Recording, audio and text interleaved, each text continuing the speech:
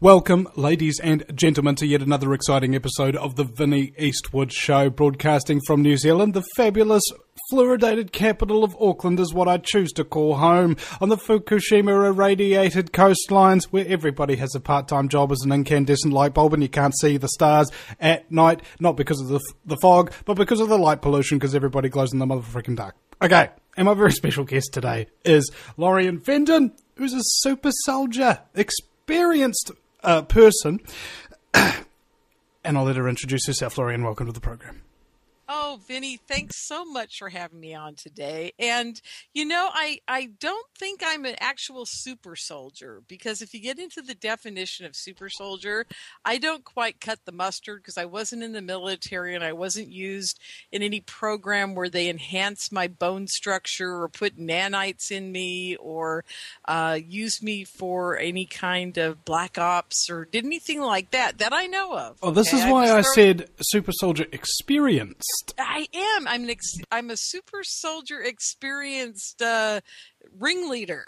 That's what I am. Yeah, I mean that'd actually be great, like a great music concert, the super soldier experience. Well, you know, we have the Super Soldier experience, and that is the Super Soldier Summits that I've been putting on for the last 2 years since my experience that led me down the path of trying to help the Super Soldiers. And eventually it turned into, I'm not just helping the quote-unquote Super Soldiers, I'm actually helping the people that are under these mind control programs. Any relationship to the Magical Mystery Tour? I wish it was. You know, the last one felt like that. And as I tell the audience about my story today, they're going to find out that it really was a magical mystery tour I was on. It was quite wild. And if you don't mind, Vinny, I'm just going to cut to the chase and get right to it and tell everybody how I happened to have my experience with the Super Soldiers and when it turned into me getting mad enough that I said, I'm going to expose these people. I'm going to put on a conference and I'm going to get them all together and expose the dark cabal that is the people, you know, in charge somewhere between the military, the Illuminati, and who knows what else, probably an alien faction as well, maybe even the Nazis, and definitely the people who do the satanic ritual abuse to their children. They're all involved in this. It's a very big pie. When I first got into it, I thought it was just, quote unquote, the super soldiers. And then, boy, man, after I jumped into that rabbit hole, I learned a whole bunch. But what I'd like to do right now is just start with how it all happened to me so the world gets to know who I am, what I'm about, and why I do what I do. And then hopefully in the second hour, if they all show up, I'm going to have Aaron Hicks with us. Aaron Green Hicks will be in the second hour, and James Rink will be with us in the third hour. And we'll just banter about the whole, you know, Super Soldier Summits and how they were involved and just have a good old we could tell stories. This one time at Super Soldier Camp. You know what? I wish it was a fun time at Super Soldier Camp, and I'll tell you about that a little later. So anyhow, what happened to me was in September of 2011, I was, I better go back just a little notch here because I need to explain how I ended up at that conference. It was the Awaken Aware Conference, September 2011, I think it was the 22nd and 23rd. But getting to that conference, earlier in May, I had taken on a speaker, author type person that's my job in real life, folks, is I manage speakers, authors, and TV personalities and people who are in the UFO community and, you know, people who write about Bigfoot and, you know, you name it, I help manage those people and get their books out there and get them speaking engagements. So I was on my way to go down to this Awaken Aware conference that Project Camelot was putting on to promote 4 of the people I was representing at the time. Back in May, before that September, that fall, I was on the phone with one of the women that I was representing, and I was talking to her, and suddenly, without noise and without warning, a black helicopter came over my house and hovered and circled for about 3 to 4 minutes. And it was very loud, very disconcerting because I was talking to her on the phone and she could hear it. I mean, that's how loud this thing was. And she's in Hawaii and she can hear this thing over the phone loud as day.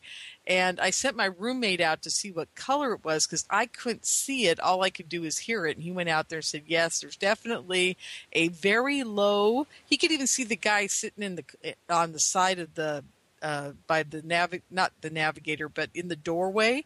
He could see a guy sitting in the doorway there with his legs hanging out. So, and it was a black helicopter, some guy sitting there with his legs hanging out, and they're circling my house at about maybe 150 feet above it. And it's so loud, I could barely talk on the phone, and I didn't hear it coming. And that was the weirdest part because I was like, suddenly they were there. And I said to her, I said, do you hear that? She said, yeah. And I sent him out. He said, yeah, it's out there. It's a black helicopter. Can't believe the guy's not falling on the house. And a couple minutes later, they slowly took off and I could hear them leaving.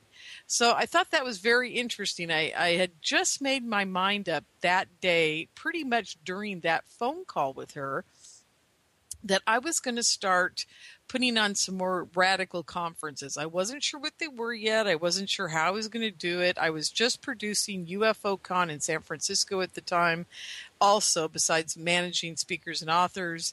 And I thought maybe I'd do some other things as well. So Is that one of those moments where it's like, do do do do do do do? Yeah, it was worse than that, Vinny, because I didn't correlate it at the time. But later, and you'll hear what happened later on, then it all made sense as to why it showed up at that point, because I had made that decision. But it didn't dawn on me then what it was all about, why they were there, and what they were doing. Okay, so now fast forward now to September, and I actually end up at that conference with the woman that I'm on the phone with in Hawaii that I'm representing. She met me in LA. We went to Anaheim. We're staying at a house. We go down to Orange County for the conference. It's Friday.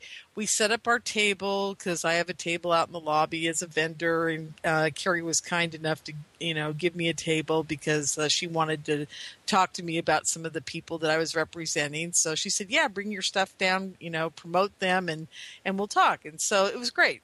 So I get down there, and it's Friday night. Duncan O'Finian is on stage with his girlfriend, Miranda, and she goes by the nickname of Axe. So this is the first time she's ever speaking. Asa Laria Liberalis is the woman that I'm representing. She's sitting next to me in the audience. We're listening to them talk, yak, yak, yak. And I'm here. I've heard Duncan quite a few times by this point, and I was pretty impressed with the super soldier, the whole experience and what these guys have gone through. And I was thinking to myself, geez, maybe I should put on a conference for them.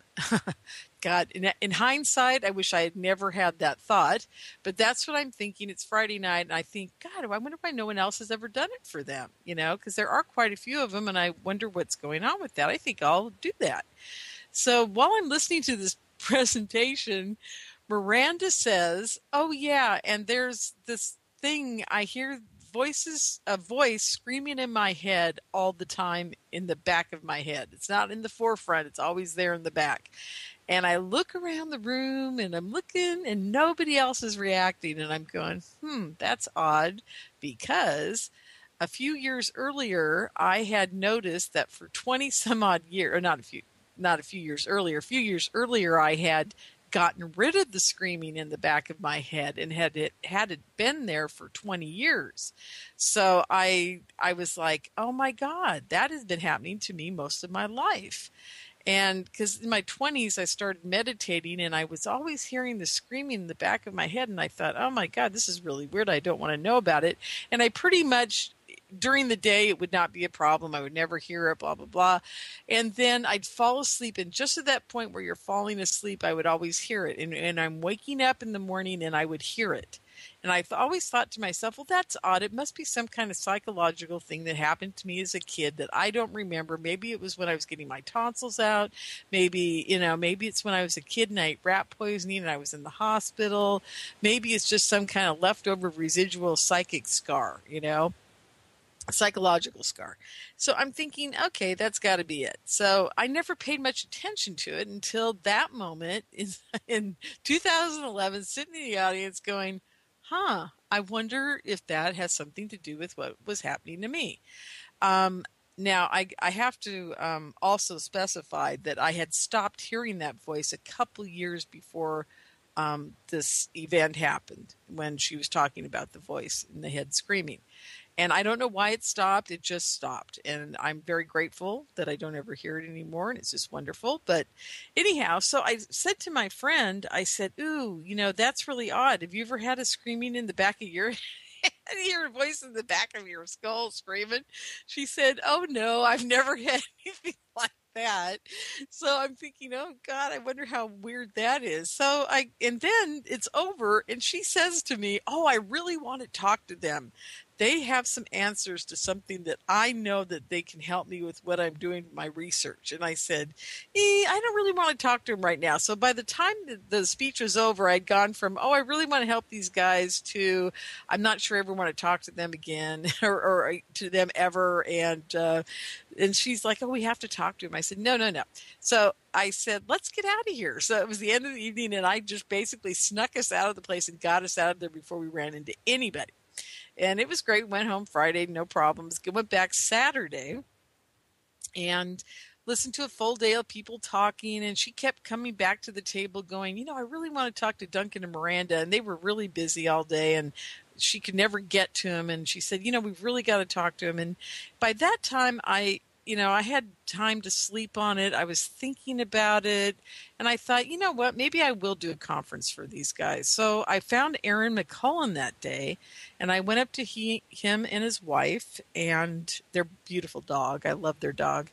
And said to them, hey, you guys, why are you not on stage at this event? And he goes, well, Duncan and I aren't getting along right now. And Duncan was the first person Carrie asked. So he's on stage this weekend, and we'll do another event some other time. And I said, well, if I put on a conference for you guys, do you think that you and Duncan would get along well enough to be able to at least be on stage together, or on stage at separate times, and be okay? And he said, yeah, I'd be fine with that.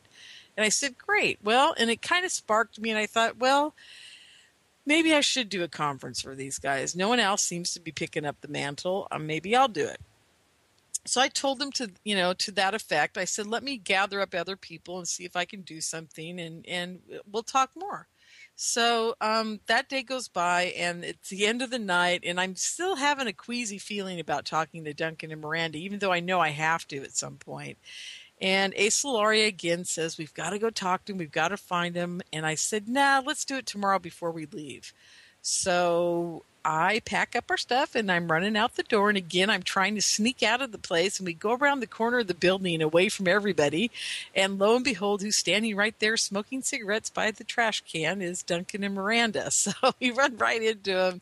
So we start talking. And I basically said to Axe, I said, look, I've had screaming in the back of my head for many years. Do you think I should pursue, figuring out what it was? She looked at me, and I'll never forget this, Vinny. It was the weirdest sensation. She looked at me and she said, Lorien, maybe you don't want to know about it. And I looked at her and I said, you're right. I don't want to know. And then we proceeded to talk about the conference. If I put one on, would they want to do it? And they said yes, blah, blah. And I left, and I was kind of like, this is very interesting. Now, this is where it gets really spooky for me. So we get back to our house in Anaheim. We have dinner. Things are fine. It's about 2:00 in the morning, and maybe it's 3. I think it was about 3. Asa Lauria and I had been up talking all night, and she finally went to bed. I walked into my room, and I sat down, excuse me, on the edge of the bed, and I went to open my laptop on a little table by the side of the bed. And I'm thinking to myself, Vinny, I wonder if Asa Lauria remembers the day that we were on the phone and the helicopter came over the house. And the minute I thought that, now, it wasn't that long of a thought. It's an instantaneous thought, and it's not a sentence. It's more of a imprint that you think, right? And I think it, and instantaneously, Vinny, there is a helicopter over the house. just like there was in my house that day back in May. And I'm paralyzed. I'm sitting on the edge of the bed. Now, I did not hear it get there, just like the first one. And it's loud. And now that I think about it, I've had a lot of time to think about the reaction of the neighborhood. In my mind, I was thinking that everybody else was waking up because I saw some lights going on. Excuse me for just a second. I need to cough here. Hold on. And make sure you turn your head when you do it. Oh, yeah. Well, it's just your friendly TSA agent speaking. This is funny because every time I try to talk about this, my throat gets constricted. It's very weird. I don't think they want me talking about it. So I think it's fear. Yeah, it could be. It could be just me reacting. I don't know. But anyhow, so it brings scary thoughts to mind, does it not? Well, yeah, wait to hear the rest of it. I mean, it just gets crazier. So I'm sitting on the side of the bed. This helicopter is over the house. It's really loud. It's really low. Never heard it coming. And I decide to stand up and look out the window at it. Okay, so I'm kind of in the center of the room, paralyzed. I've got two windows, one to the left up high that I can't see anything out of except for some lights I think are turning on and off in the neighborhood. And then I walk to the lower window right in front of me, and I look out, and I don't see a helicopter. What I see are, in a triangle shape, pretty high up, but not so high that they aren't pretty big inside. I'd say thumbnail size if I put my thumb out. 3 ember red glowing lights in a triangle shape. And it's very dark, and I can't make out if it's a triangle spacecraft or not. But it's not a helicopter, and it's stationary, and it's not moving. So this is the weird part. Now, my brain now is going, wait, where's the helicopter? I'm seeing 3 lights. They're not moving. They're in a triangle shape, which tells me it's a spacecraft. And then my brain just kind of shuts down, and I back away from the window. And I'm standing in the center of the room listening to this helicopter, knowing there's no helicopter really, but there's something else out there. And I don't know what's going on. And then just as quick as it came, and then maybe this was about a minute and a half into it, it flies away. And then I go back to the window, and the 3 red lights are gone. So I'm like, okay, this is just the weirdest thing. I wonder if anybody else has been paying attention to this. So go to bed, get up in a few hours. I ask everybody in the house, hey, did you guys all hear that helicopter last night? And everybody said, no, we didn't hear anything. So this is where I'm starting to wonder. I mean, it's been a few years now, and I'm starting to wonder if this, and now that I know much more about mind control and what the government's doing to people and how they manipulate people and they program them, I'm beginning to wonder if they just didn't fly a triangle-shaped helicopter over the place and send the thought to me that there was the helicopter there. And it wasn't really a helicopter at all like it was the first time. So this is what's going through my head now, several years later. So I just thought I'd share that with your audience because for the first 2 years, up until about a few months ago, I was thinking it was truly a helicopter and a spacecraft. Then I thought it was just a spacecraft making the noise. And now I'm wondering if the noise was even there for anybody else to audibly hear.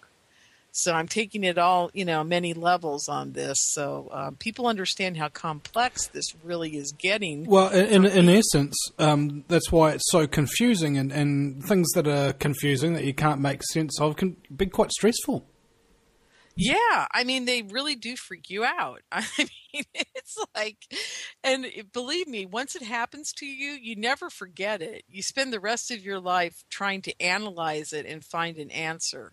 And, Vinny, I got to say, I'm one of the lucky people that is being, bothered by these programming things because I usually don't have any other problems. I don't have any stress. I don't have anything going on, and I don't obsess over them. Like if I never find out what that was over the house, I'm fine. I don't care. I'm emotionally stable. People probably think I'm nuts, loony as a tune right now. But to be honest with you guys, I'm pretty dang concrete, grounded person. So for me to just say, okay, I'll let it go, that in this community, that's a sign of somebody who doesn't get controlled by them very much, because I don't know if you've interviewed a lot of these people, but they get to the point where they get obsessed and all they want to know is why me? What was that? And they incessantly bother people about what's going on with them, and they become, very much on the edge. They certainly need some anxiety medication after a while, and they end up, and I hate to say this is really a bad thing to say, but they usually end up in their parents' basement and never go out again, in their entire life. And it's very tough and it's hard on them, but the best thing you can do if you're involved in this, and this is for anybody out there listening, if you've had a mind control situation where something's happened to you that's pretty much unexplainable, the best thing to do is let it go and don't worry about it. Unless it's threatening your life or something horrible is going to happen to you, or, if your dog's getting killed, or, it's got to be something very violent and awful for me to react like that. For something odd and strange to happen to you like that, you've got to let it go. You can't become obsessed and ask every other, Tom, Dick, and Harry for an answer, because no one's got it. Well, it causes depression and anxiety. It's like Lao Tzu in China. He said, what was it? If you're thinking only of the future, you live in anxiety. If you're thinking only of the past, you're living in depression. If you're thinking only of the now, you're living in peace. Exactly. That's exactly it. And luckily enough, I've hit that point with everything that's happened to me in my life, but I'm old. I got to say, I am 56 years old. So this happened to me very late in life. So maybe I'm a lot more grounded than the younger people that it happens to. And I can kind of understand their obsession with it, because, they haven't lived enough to say, hey, it doesn't matter. Your life is your life and you're in control. And that's the most important thing people have to. But did you have parents satanically abuse you? No, nothing like that. I grew up normal, just a normal kid in Southwest Portland, Oregon. My father was a land developer. My mom was a homemaker. Just very normal life, except for the Catholic indoctrination. I went to a Catholic grade school, so, I do get a lot of that. But, I had a normal existence. Anyhow, I was chosen for this, Vinny. I think somewhere along the line they said, let's let her be the one that gets to bring these guys all together for some reason. So, I disagree with those kind of fatalistic predeterminations. What I think is that people take actions in their life and they choose to see them through, rather than thinking that it's not worth it. And it's usually not because they're wanting something for themselves. It's because they have a moral obligation to do something for other people that only they can do. And there you go. Maybe that's what happened to me. The minute I decided to do that conference back in May, when the first helicopter came over, or not a conference, but any kind of thing I could do to help these guys, or anybody that needed it, then maybe that was the moment that this all, became solid for me, that I had to do it. And I think you're right about that. I think it's important that people understand that, if you say, I'm going to help, if you tell the cosmos, I'm going to help somebody somewhere, somehow, and serve them, then there you go. You got to do it, I guess. And if you don't do it, who knows what will happen to you? You usually become depressed alcoholics. That's I've seen this with so many people. Like I remember, I had a school chum in high school, and he was brilliant. Like had intelligence brains up to wazoo, but all he did all the time was just get wasted and try to deny how brilliant he was, and as a result, he's now living a life of no consequence. Oh, that's too bad. See? That's what I think. Everybody's got to get brave and help other people at some point in their life. I think it's very important. It's the old service to self, service to others thing. I really think that's very important on this planet, especially now. We got a lot of problems here. But anyhow, if you don't mind, I'm going to continue my story so we can get through it in the rest of the hour. So that evening, I got to say, was probably the pinnacle point of my whole life changing in an instant, because that's when I realized that whoever they are, they can be in anybody's head in any moment at any time. And when they have a thought, they can do a thought or an action right back at you if you're on the radar. And that really blew my mind. I mean, it took me a few months to wrap my head around that one. And but anyhow, there's more to the story. And then you'll understand why it took me a few months to wrap my head around it. So we go back to the conference. It's the last day. It's Sunday. And I needed to speak with Bill Ryan about one of my people that I was representing. So I'm seeking him out. It's later in the afternoon. I think Sean David Morton had just spoke. And Bill was sitting near the front. And I walked up to him, and he had this young kid kneeling down with him in front of him with this cube, and they were both meditating over this cube. And so I got very involved in what they were doing, and I'm watching, and I'm kind of like zoning out over this cube thing. And the kid gets done talking to Bill, and they had a great time, and he gave him the cube and thanked him for his time. And then he jumped up and he looked at me, and he says, "Hey, I'm a super soldier." And I went, "Oh, okay." He goes, "I heard you're doing something for us." I said, "Oh, I am? Okay." I said, "Meet me at my table later and we'll talk." And he goes, "Okay, great." And he says, "Oh, by the way, my name's James Rink." And I said, "Okay, wonderful." So Bill Ryan and I spoke, and then the whole day's winding down. I ended up back at the table, and I had forgotten that I told James to come over to the table. But just as we were packing up the last of our items, two guys came by the table, and I'm looking down, and Ace Ilaria looks up and says hi to James. And I look up at his companion, and the first words out of my mouth are, "My God, I know you." And my whole body just went into this whole, like, total recognition of this person. Like, I'd known him forever. And it was the strangest form of deja vu I've ever had in my entire life. And way beyond, like, my first husband. When I met him, I knew I had been with him in a previous lifetime. And I just kind of knew that, and I knew the story a little bit, but it took me years to figure it all out. But this guy, it was like 20 times more powerful, and I was really blown away because it was at the same time I was reconnecting with him, I was also deathly afraid to be around him, and I couldn't quite figure out what was going on, and I was kind of freaked out, but I acted like everything was fine.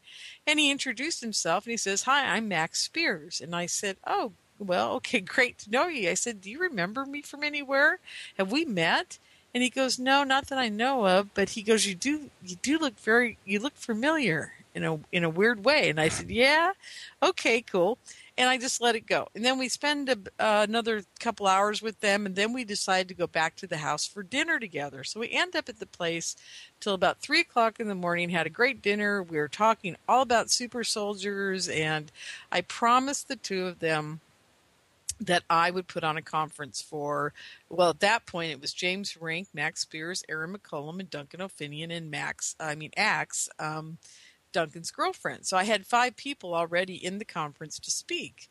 So, and he said he knew a couple other people, and I said, great, and, it sounds like an interesting time.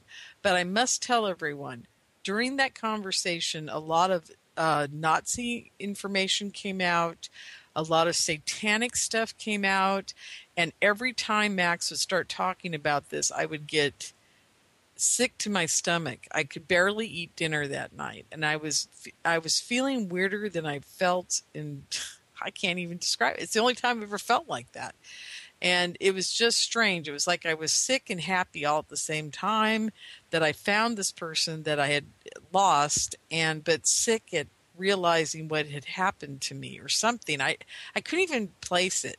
So they leave, and I'm, I never tell them all this while it's happening, of course. I'm just going with the punches and listening to the stories and planning conferences and blah, blah, blah. So I go to bed. It's now 3 or 4 o'clock in the morning. About 8 o'clock in the morning, I start to wake up. And I can only describe this to people as a full-blown recall experience memory that I'm seeing as in a semi-awake dream state. And I can't tell you guys all about it because it's beautiful and loving and horrific and horrible all at the same time. but I was being tortured in one part. I was being, there's a lot of sexual stuff going on in other parts. I was being twinned with Max, and the only way I can describe twinning is that they take your souls and they basically melt you together in this euphoric love connection. And I think Eve Lorgen talks about this quite a bit in her books about the alien love bite. Whoever is in charge of these mind control programs or the super soldier programs or whatever they are called, they definitely use that against the people that they're working with. They usually start out by making them fall in love, and then they torture them. And the falling in love isn't like a normal falling in love. It's more like a metaphysical, spiritual, chemical falling in love.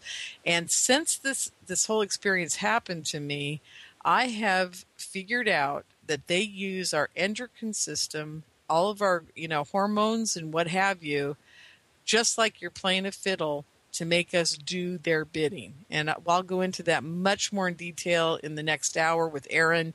But that's what I figured out. It's taken me 2 years to figure that out. And it was kind of in the forefront at the beginning of my experience, but later on, it really became the answer to the quest for me figuring out what had happened to me. Anyhow, so I'm not going to bore you guys anymore with the details of what happened, but I will say one more thing about it. In this experience, I'm 17 or 18, and Max is 20 or 22. And we're very young. Now, in this reality, I'm 56 and Max is 36. So, quite a bit of difference there. And and I'm beginning to wonder if there wasn't some time shifting going on when this all happened. And I'm not even sure it happened now and maybe not have happened in another lifetime, or it didn't happen in the future, or they just took us whenever we were. Maybe he was in reality, 20 and I was 40 when they made this all happen and made us think we were 17 and 22. I have no idea.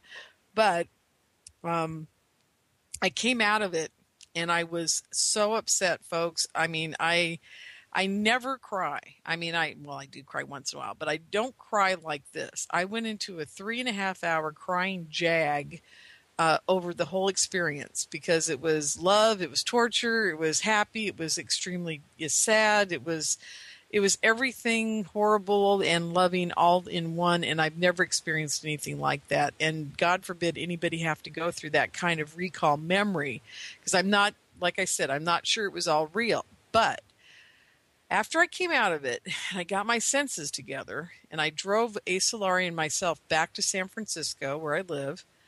I decided, I was so pissed after I came out of being mad, being sad and crying. I got so pissed off. I said, there's no way in hell these guys are going to stop me. I am now putting on that conference. I am going to call it the Super Soldier Summit, and we are going to get to the bottom of how this all happens and occurs. So that pretty much is in a nutshell about what happened to me and how I got involved with this. Since that experience, I have discovered that we're pretty sure, and this is a consensus about this from the 6 or 7 or 8 or 10 people that I'm now involved with in the Super Soldier Mind Control arena, they're pretty convinced I was used for some kind of DNA splicing into the Super Soldier program, that they used my DNA. And one of the reasons they probably used my DNA is I have now discovered, besides being negative blood type and a descendant of the Stewart family and the Pruitts and the Fentons, which were major players and minor players back in the day of royalty. I had no idea. I didn't even find this out till about a year ago myself.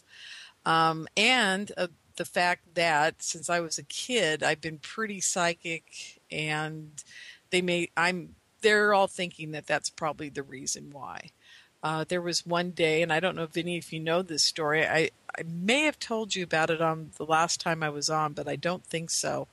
Did I mention manifesting a bunny rabbit when I was 7 years old? No, not at all.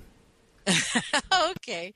Well, I'm going to quickly tell that story, because I think that might have something to do with everything now, because it seems to be people tell me that may be the reason why they were looking at me to put me into this program, is because of my abilities as a child, because I certainly don't have those now. I wish I did.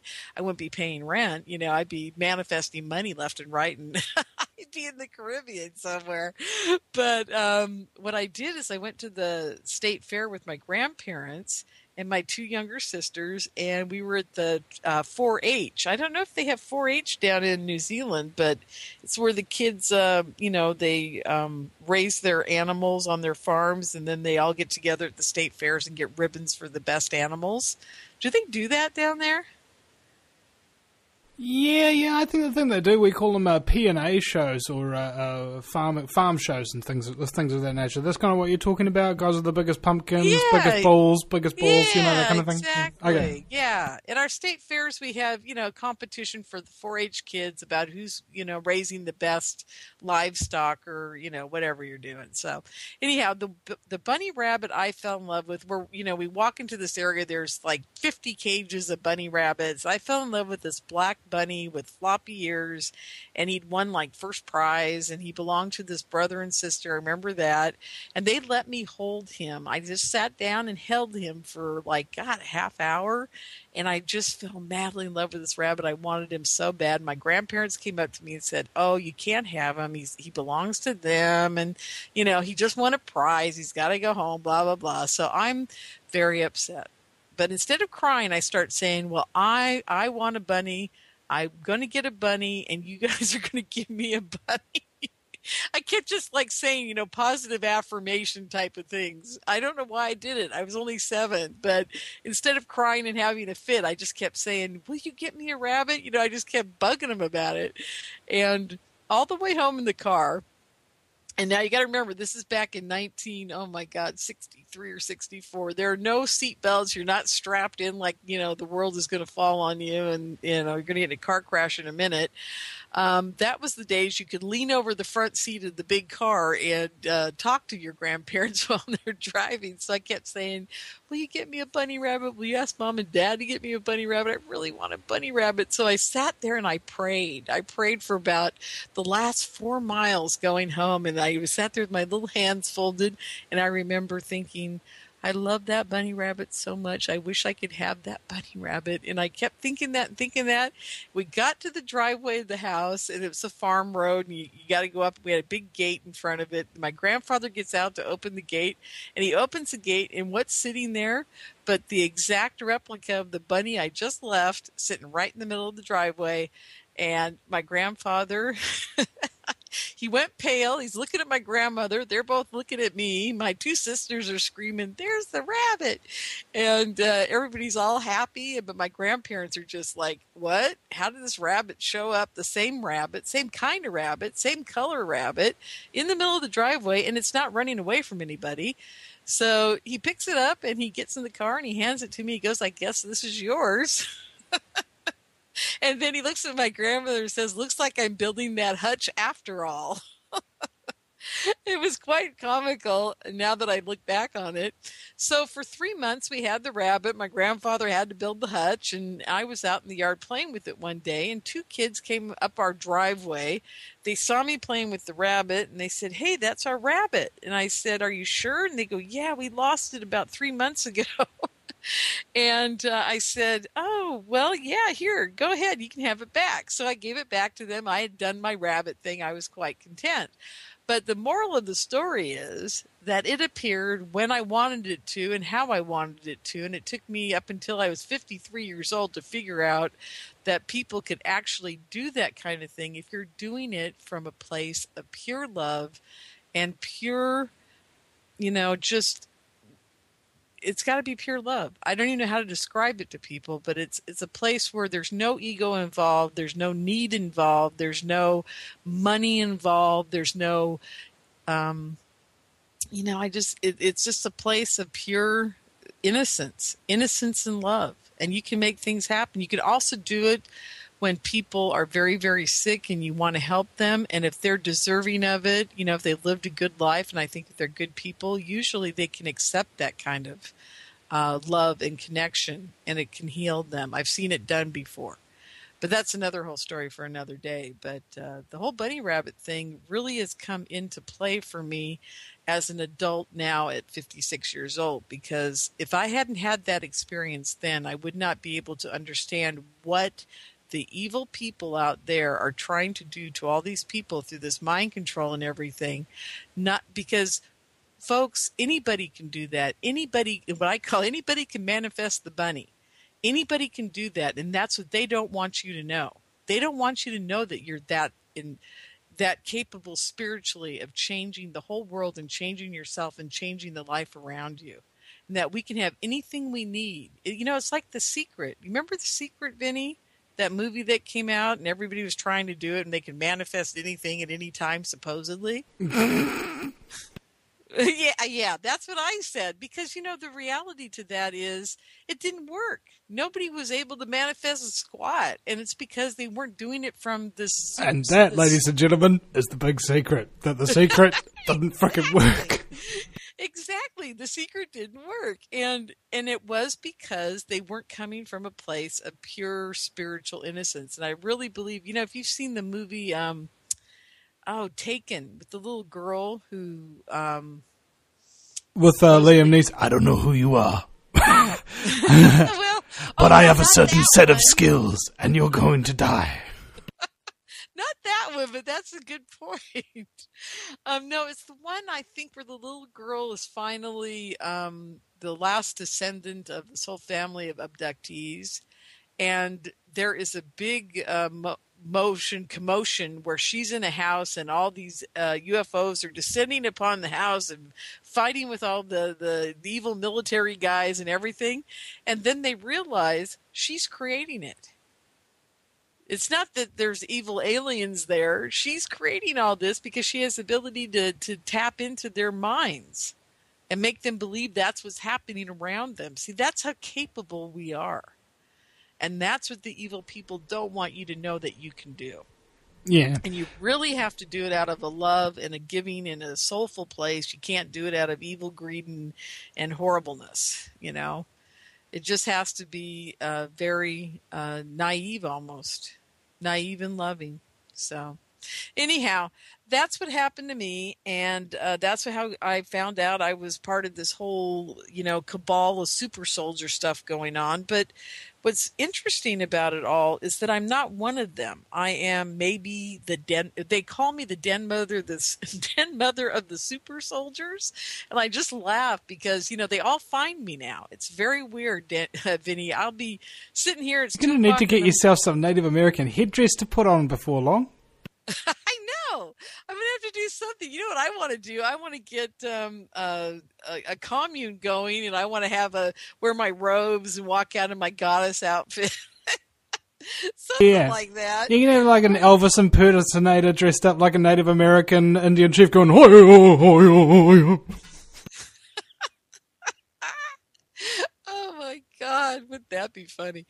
Anyhow, so, I just don't know what's happened, but they're all coming to me. It's like, oh my God, the phone's ringing off the hook at 2, 3, 4, 5 o'clock in the morning. A lot of people are calling, people I've never met. And I do put my phone number out there for people. Once they get a hold of me through the supersoldiersummit.com website, that's supersoldiersummit.com website, I usually talk to these people. And I hate to say this, Vinny, but about 80% of the people who get a hold of me are kind of crazy. And I do have to kind of let them go along their merry way because I realize there's so many people out there that are just a little lost and they're not being grounded enough to realize that they're causing their own problems in their life. And they truly are fantasizing some of these things that could be happening to them. But there's a small percentage, maybe it's 10, 15, 20%, that there are some very extraordinary things happening to them. And they're documented by them, and they are, on video, or they've written them down, or they've got pictures, or they've got friends and family that could corroborate what they're talking about. And these are the people I take seriously. And I usually end up talking to them for at least a year before I even contemplate putting them out on a stage where they can be talked to by an audience about their experiences as a quote-unquote super soldier or a mind control victim or a targeted individual or whatever it is that, category they may fall under. So, and that's what we do at the Super Soldier Summit. We let people who really want to get out there and tell people about their experiences and share them with people so people understand the kind of horrors that they're doing to people. I let them come up on stage for about 20 minutes to a half hour. On Friday and Saturday night, we have just 2 hours of these people telling about their experiences. And it's quite cathartic for them, and it's quite amazing for the audience. I mean, the audience last year was just blown away by the stories that they were told. Just absolutely blown away. It was mind-boggling. And one of the things I do to keep their anonymity to a minimum is I don't put those actual communications on stage out on video. They are never seen on YouTube or anything like that. What I do put out is the expert presentations. So if you want to see last year's Super Soldier Summit 2, you can go to supersoldiersummit.com and check out the on-demand video and check out the 12, 14, 15 experts that presented at the last summit. It's an amazing array of people. I had Robert Duncan, Miles Johnston from the UK was over there at our last summit talking about the BASES series, which is where I think people really need to get an education. Vinny, are you familiar with Miles Johnston? No, not at all. Oh, I'm familiar with Jack Johnson and Miles Davis, but not Miles Johnson. He kind of looks like a cross between the two of them, but oh my God. How did I know that? I don't know. You're reading my mind. See how clever you are? Anyhow, Miles Johnston is an amazing guy. He started the BASES series out of the UK, and his first super soldier, I guess, was Barry King. And he's just gone on from there. He's had 24 people on or more that are super soldiers just out of the UK area. And it's just quite fascinating. So you should have him on sometime because he'll blow your audience's mind. But anyhow, so those are the kind of people I've had present at the Super Soldier Summit. And it's just really, I mean, I can't tell you folks how amazing it is. You really should go, listen to last year's. And if you can make this year's, it'll be May 30, 31, and June 1st in Las Vegas at the Gold Coast Casino. And all the information is at supersoldiersummit.com. I only have, this is another thing I don't do, I don't have a lot of seats. There's only 100 and maybe 25 to 50 seats at any conference I put on. They're very small. I call them intimate conferences. They're basically there for the people that are having these kind of mind control or super soldier or whatever things happening to them. I try to make a very affordable conference, and I try to do it in a kind of medium price range hotel. And I make it so that people can show up and share their experiences with the experts there and with each other. And one of the things I tell people, I say, well, if you're meant to be there, you'll be there, because that's how important it is to you. If you're in the programs, you'll find the money and you'll get there, because that's where you need to be to start your healing, maybe. So last year we had about 100 people there. It was a great conference. People got to sit on Saturday night. We have this dinner where people don't get in a big banquet room and they're 500 feet away from the speaker and don't really get to talk to them. What we do is we go to the buffet and everybody gets to sit with the speaker they have questions for about what may be going on in their life, and then the speaker is there to, talk to them over a nice leisurely dinner. And we spend 2 hours doing that. So that's really a lot of fun for everybody, and they've really enjoyed that whole, a dinner with a speaker event that we have on Saturday night.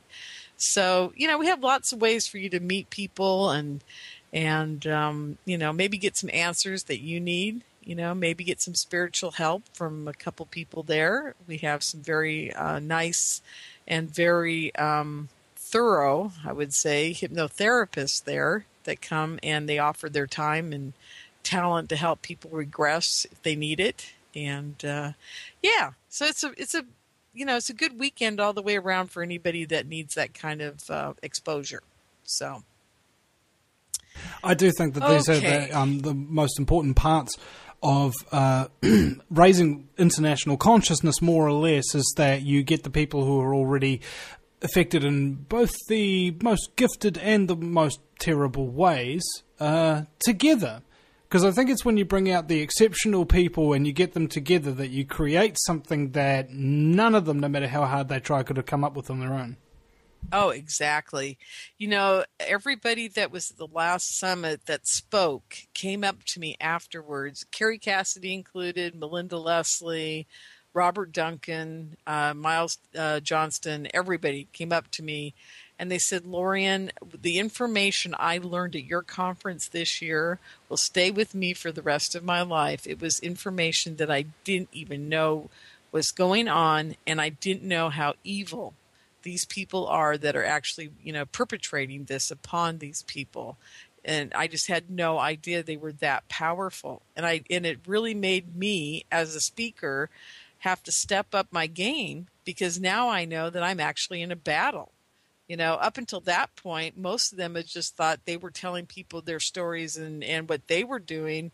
And then they realized, and we all realized in that moment, we're really at the forefront of battling these people and getting the word out to the world that this is, and we should not let this be going on anymore. And people need to be aware of it. Instead of laughing at people that, think they hear voices in their head and saying you're psychotic and sending them to a psychiatric hospital, well, maybe 90% of the time that they might need it and that might help them and they may have some real serious psychological issues. But 10% of the time, I'll bet you anything, they're being bombarded by these EMF frequencies that they're doing, these voice-to-skull communications, or scopolamining them where they don't remember anything for 2 weeks out of their life, like I believe the Aurora shooter in Colorado was done to. I believe there was a faction of the dark super soldiers that were actually the shooters in that theater. And, it's funny. People are so blind. I don't know. Did you follow that very much, Vinny? That whole Colorado shooting? Not really. Did you see outside of the theater where there was a blood splatter that was, it went along the side of the theater all the way to the back of the theater, and it was... I never saw any images or read any specific articles or anything like that. I just seen, pictures of the shooter that looks like he's been drugged up hugely and... Yeah. And the fact that his father was involved with the LIBOR scandal in Europe. He was one of the programmers for that whole banking scandal. Did you know that? No. Yeah. Oh, and it gets weirder.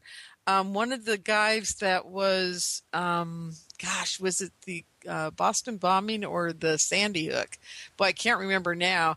Oh yeah, it was Lanza, the kid who was supposedly the shooter at Sandy Hook. His father or mother was supposedly involved in the LIBOR scandal as well in Europe.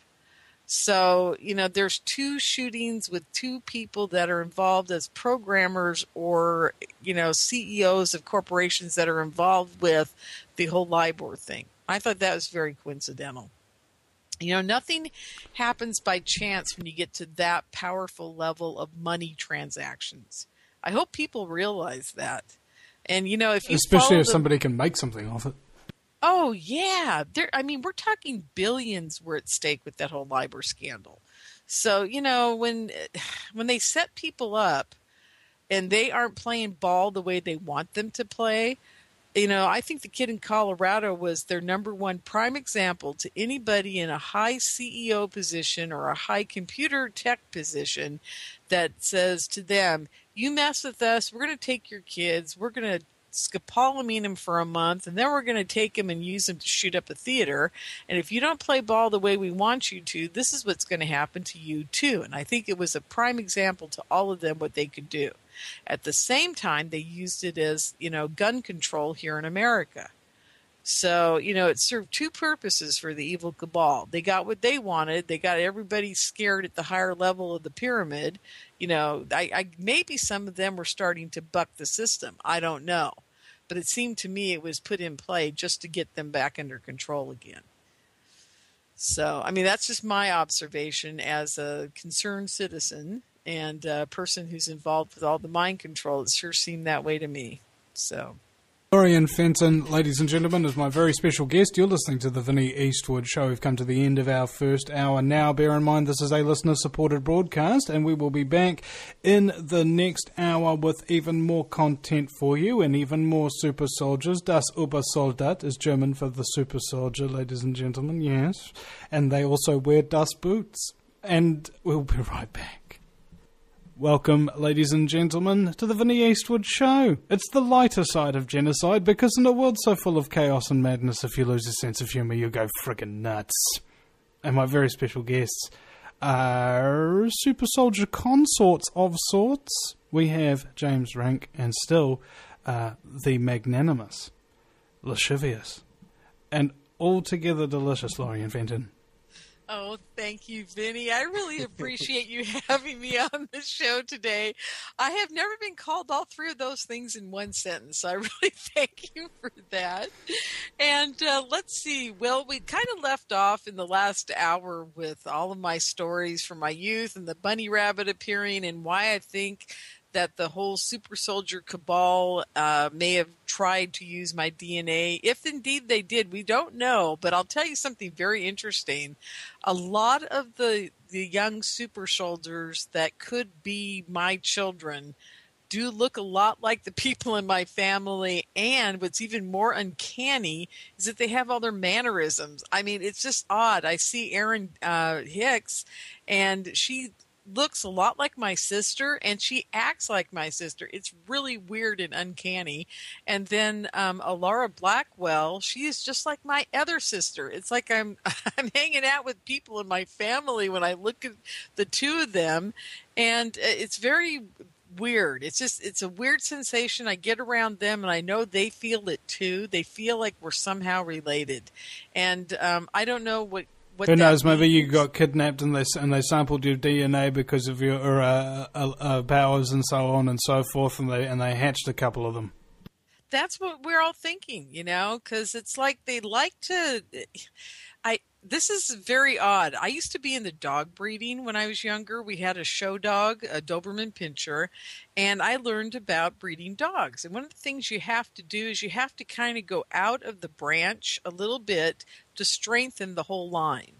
And I think that by the people that my ancestors married out to, they were all pretty powerful people psychically, I believe, in their own right. And they're all still carrying that O negative or RH negative bloodline within it. And I think that they said, okay, we've got to now, the next generation, we've got to go out and get this type of bloodline to make this program work, because we need something that's not strictly from maybe the evil cabal. They need royal bloodline. Yeah. So something along those lines. I don't know, and we may never know, and it could be all my imagination. You get down to a point where you just kind of go, this could all just be nutso stuff, and I don't even know what I'm talking about, but this is what we all kind of feel when we get together. So there's got to be some kind of truth to something somewhere. It can't all be just clear-cut and perfect scientific, like everything that's real is factual and here it is. On a spiritual level, you kind of have to say, well, if one girl looks like my sister and the other one looks like my sister, and we all feel this connection, maybe there is some kind of soul connection. Maybe there is some DNA connection. Maybe there's something going on. But no matter what it is, I think that for the rest of my natural life, I believe, and I think James can attest to this, that most of the people that we've been hanging out with for the last 3 years since we started the first Super Soldier Summit was they're now part of our family. I mean, I believe that. I know James. Do you feel this wholeness kind of thing? Like, it doesn't matter what the connection is between you. The point is that you're connected, and now you feel like more of a whole again. Exactly. And, we all get together at the summits, and it's just like we're with our family. And I got to tell you, everybody hung out at the hotel an extra 2 and 3 days last time because nobody wanted to go home. Nobody wanted to go back to their real life because they were with their family.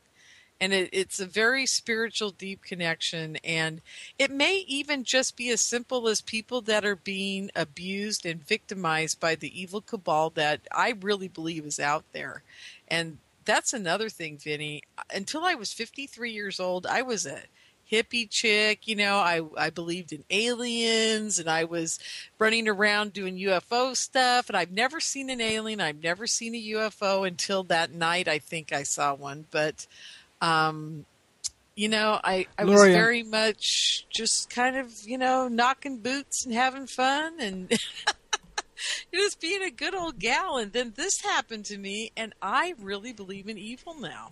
Oh, yeah. Well, and you would. Speaking of evil, you know what's a real evil thing to do somebody on radio? Have them hold on air quietly for ages while you keep talking and don't introduce them. Oh, I'm so terrible. Just slap me. Okay, James Rink, my buddy, my best friend. What are you doing? Are you there? Yeah, I'm listening. Yeah, it's very intriguing. I totally agree. Yeah, we're all one big family here now. Even though we could be related. I wouldn't go put that out of the way. But I know, like, at least with a lot of people who have been in my lab experiments, our DNA has been harvested, and they are definitely, they're using us for whatever reason. They probably have huge stockpile of DNA to pick from and I'm sure of it. Spread it around. Yeah, I'm absolutely sure of it. And James, I would definitely say that our family's very dysfunctional.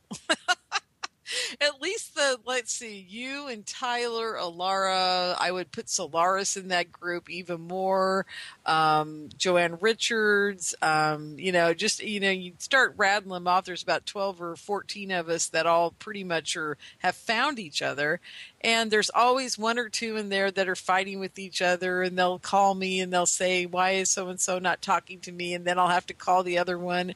I definitely am like the mother, because I'm always in the middle of it when everything kind of falls apart, and they all call me and I have to call each one of them. Do you have that motherly, do you have that mother sense? Like one time my brother was going to jump off the garage roof, and he had a Batman costume on, and Mum was like right on the other side of the property. There's no possible way she could have seen him or heard him, but something told her run all the way to the garage, and as she got to the garage she managed to catch him as he fell.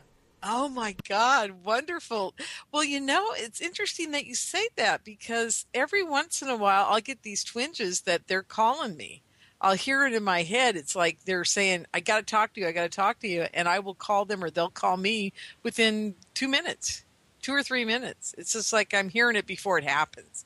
I don't know how important that is. It happens to me too as well, man. I remember this one time there was like real no food in the house, and I was really craving a meat pie, and I was just sitting there, and then all of a sudden there's a knock at the door, and it's my mate Dan, and he goes, hey bro, we bought you a meat pie. I love that. Well, this seems to be only when they're in trouble. Believe me, it's more like, I need $100. Something's gone wrong. The car's broken. It's never like, hi, how are you? But what is funny, Vinny, is I did get 2 phone calls on Mother's Day. I was laughing over that one. They text me, Happy Mother's Day to the Super Soldier Mom, that kind of thing. So it's very cute. It's dysfunctional for sure. And James will attest to that. I'm absolutely sure of that. It sounds like the latest, I don't know, AMC comedy or something like that, like the Super Soldier family having to get together and they get into this situations. It'll be like The Simpsons, but in real life and with satanic rituals. Yeah, but we don't like the satanic rituals. That's what we're fighting. We're fighting those. We don't want them to happen. We can't stand those people. Oh, yeah, which is why you talk about them and expose their scumbaggery. That's right, the scumbaggery. That's right, that's a Vinnie Eastwoodism. Definitely, the scumbaggeries. James, what is your feeling on the whole mother of the clan situation we got going on here? Am I a good mother to you guys? You're a very good mother. Yeah. You would make an excellent surrogate mother if we could have one. Yeah, that's for sure. It's very interesting because I really feel like something bizarre has happened between you and I, James. Remember the whole story you heard? I don't know where you heard it. Somebody told you when I was sick that they used your DNA to save me. Do you remember that story? Yeah, it was something about mantoids. They laid some eggs in your lymph. Wait, no, was it your lungs? My lungs, yeah. Now, this is funny, Vinny, and I still laugh about this. These mantoid beings supposedly laid eggs in my lungs, and that's why I got triple pneumonia and almost died in 2009. But there's my sister had a cicada do that to her once. There is something to it, though, because a year after this, and I told James this, I thought it was really weird that he told me this story. Well, finish the story, James. Supposedly they laid these things in my lungs and... Right. Okay. And then they harvested my DNA and they made a serum or some kind of vaccination to treat it. So allegedly I saved your life, but Exactly. I don't necessarily trust that. Well, maybe it's true. I don't know. Well, I don't believe that it's true in the sense that that's exactly what happened. And didn't Semenji, the alien warrior that's supposedly here protecting the planet, administer the the drug that they made from you, the serum? Wasn't that part of the story too? Oh, I don't remember that part. No, I don't know, but yeah, well, somebody came into my room. That's all I remember. There was somebody in the story that was like an alien, or somebody came and gave me the serum. Well, speaking of that, somebody came into my room today. Tonight. I was on the phone again with my friend, and next thing I know, my nose starts hurting, and it's like a scab mark was taken. And my friend, he's very gifted psychic, and he's saying, well, how come I couldn't see? How come I couldn't see it? Then he said that he sees a silver flash. Next thing he says, 3 seconds pass by, and there's a group of grays. They come and harvest your DNA. They take a little bit of scoop mark, and then they're going to go off and probably make clone bodies for super soldier stuff. And but supposedly they stop time, even though but he said 3.5 seconds went by. But maybe 3.5 seconds on my perspective, but on their perspective, they slowed time down and they did all the whatever work they needed to do. And so he said he destroyed the sample and told them not to come back. But they've been coming back. He says they've been coming back about 3 to 5 times a week, and that seems about right.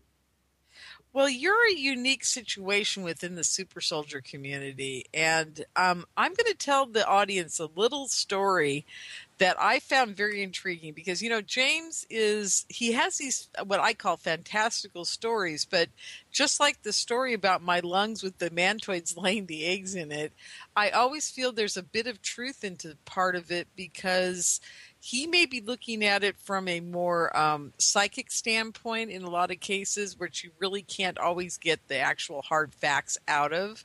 But there always seems to be some kind of truth to it. Now, there are so many. What is a mantoid though? I mean, is it like just an older version of a boytoid?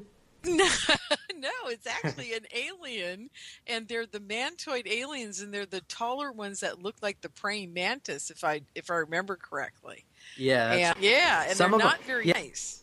Yeah, some of them, they don't have a soul. Well, some of them anyway, and they're animated by the life force energy of the planet, and they view other races as something to be harvested and just used. It's like so you're saying there's like some giant I don't know, like alien DNA specimen semen jumping spraying device up there, like could just swoop over a city and like make every woman pregnant, like a Snoop Dogg concert? I wouldn't doubt it at all. Well, okay, I wouldn't doubt it at all.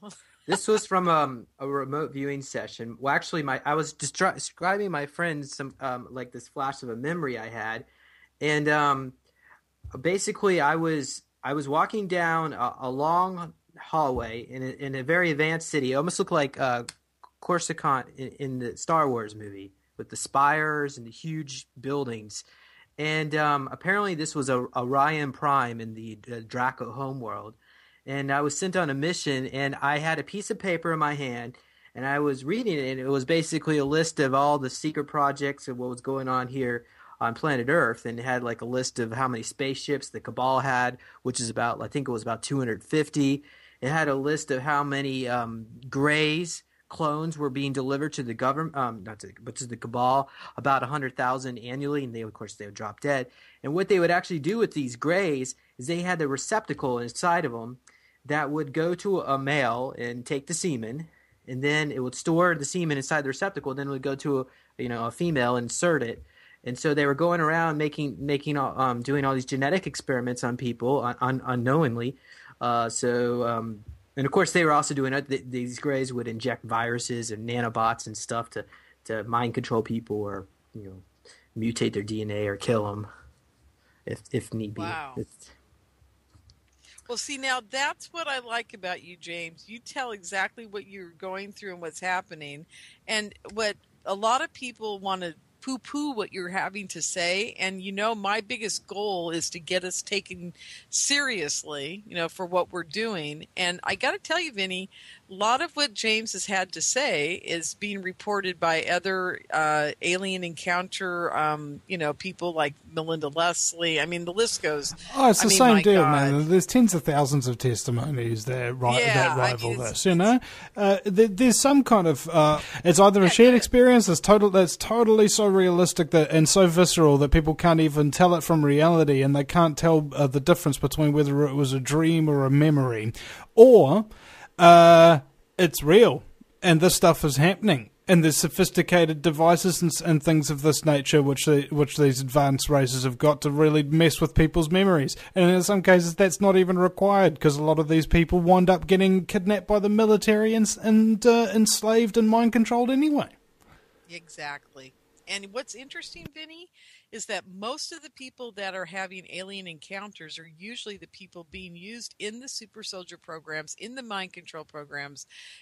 They all fall together. And a lot of the kids coming out of the satanic ritual abuse, or parents and Cabal or whatever, those kids are being used. And their children, in many cases, which I'm finding horrific, and I'm finding more and more about this daily, is they are using them to breed more children so they can kill them during these satanic rituals. Isn't that scary? I mean, When I was in that city, in Orion Prime, that was the other thing on the list. Was basically they were kidnapping people on planet Earth, the reptilians. And by the way, this planet was filled with reptilians, and I was in a reptilian body when I presented this list. But that's kind of complex to explain about that. But what did it feel like to have a reptilian body, bro? Like, did you have a tail and stuff? Did you have claws? Could you breathe deadly acid? Okay, what I saw in my mind was I looked when I was looking at the piece of paper, my hands looked like claws. And so that was the only image I really got to look at my own body, because when you're in that body, you don't really pay attention to yourself. Or when these memories come to, you're not going to look yourself. Well, maybe you look at yourself in the mirror, but I don't recall what I actually looked like. Do you recall what the claws look like? I was in a silver form, and usually reptilians are butt naked. They don't like to wear clothes because it hurts their scales. Oh, that's interesting. Not entirely dissimilar from a drug dealer.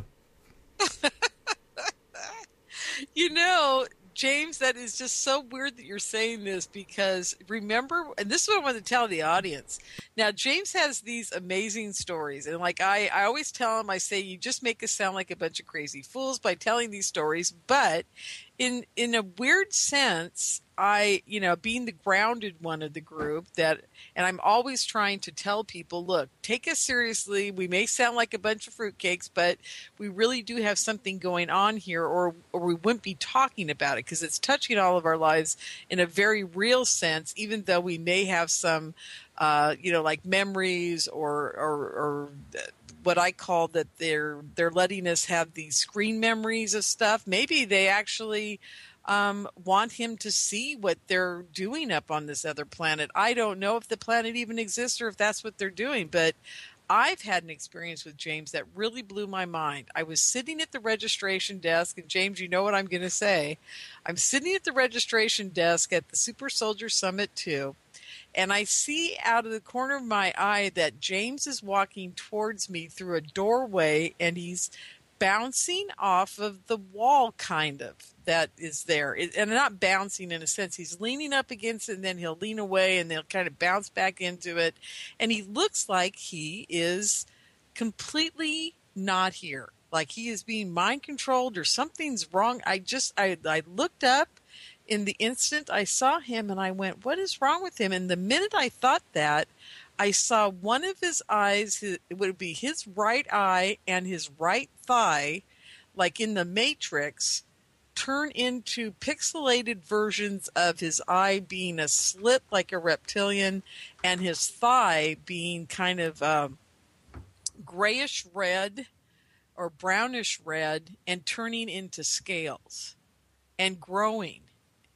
And it was just the weirdest experience. I mean, I'm like looking at him, and it happened for a fraction of a second, and then he went back to normal, and then he kind of bounced off the wall a couple more times and came towards me. And I'm sitting there, and I look at him, and I say, James, are you okay? And James, what was going on at the time that I saw this? Because I really did see it, folks. I'm not mad. I mean, I'm looking at him, and it was only for a fraction of a second, but I really saw it. They were playing a screenshot from the movie Oblivion, and they were playing music from the movie Oblivion. And at that time, I did not see that movie yet. But whatever it was whatever was on the screen or in the music was kind of making me kind of I don't know how to describe it. Be triggered, maybe. Intense deja vu. Yeah, I guess you could say that. But I was trying not to think about so I guess maybe a flash of memory or images was coming into my mind. I was trying not to think about it because, I was trying to stay focused on being at the Super Soldier Summit, whatever task I had on hand. Didn't want to start, doing whatever I do. But I'm still trying to figure out exactly, because, this show is about super soldiers, and I just thought I would mention that from what I'm able to recall, it appears that I have not been used in this physical body in this dimension as a super soldier. However, with that said, it appears that I have at least 11 clones. Nine of them don't have a soul, and those are most exclusively used for off-world missions. I'm not quite sure if I actually controlling these through some kind. Maybe they put me in some kind of trip seat here in this physical dimension, and I try to drive them like an avatar, or whether or not they're just remotely controlled with some kind of artificial consciousness in them. But but it does appear that I was at Montauk. I've had at least from my perspective, I feel like I was there. Oh, I went. Do you know who Preston Nichols is? No. I do. Yeah. Well, he was one of the. Well, let's tell the audience a little bit about Preston Nichols so people understand who you're talking about. He was one of the scientists at the Montauk Project.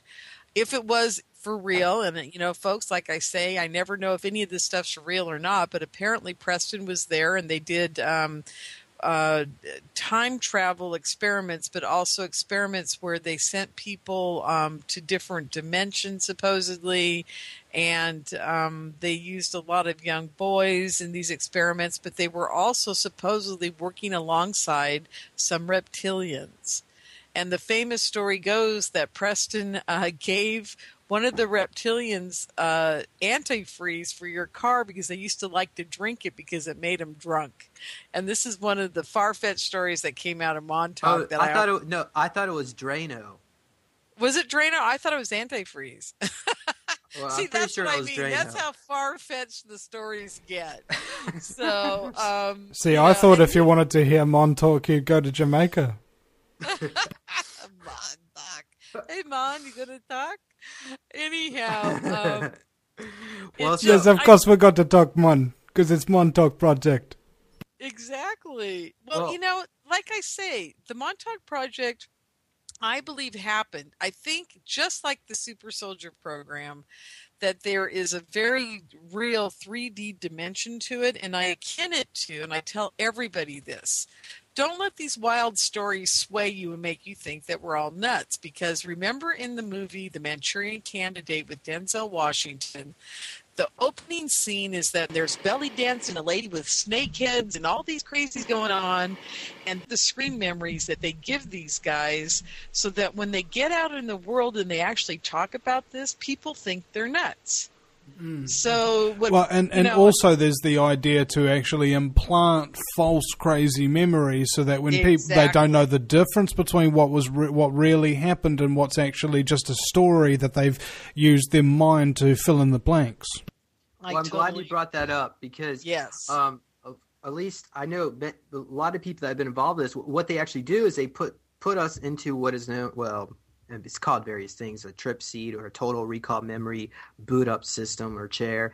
And they move the memories around. But a lot of people are trained in virtual reality scenarios where they may be thinking that they were sent on a super soldier like mission where it was all basically just a test to see whether or not they would be suitable candidate material or training for that matter. For a brainwashing program, that they need them to do something else with.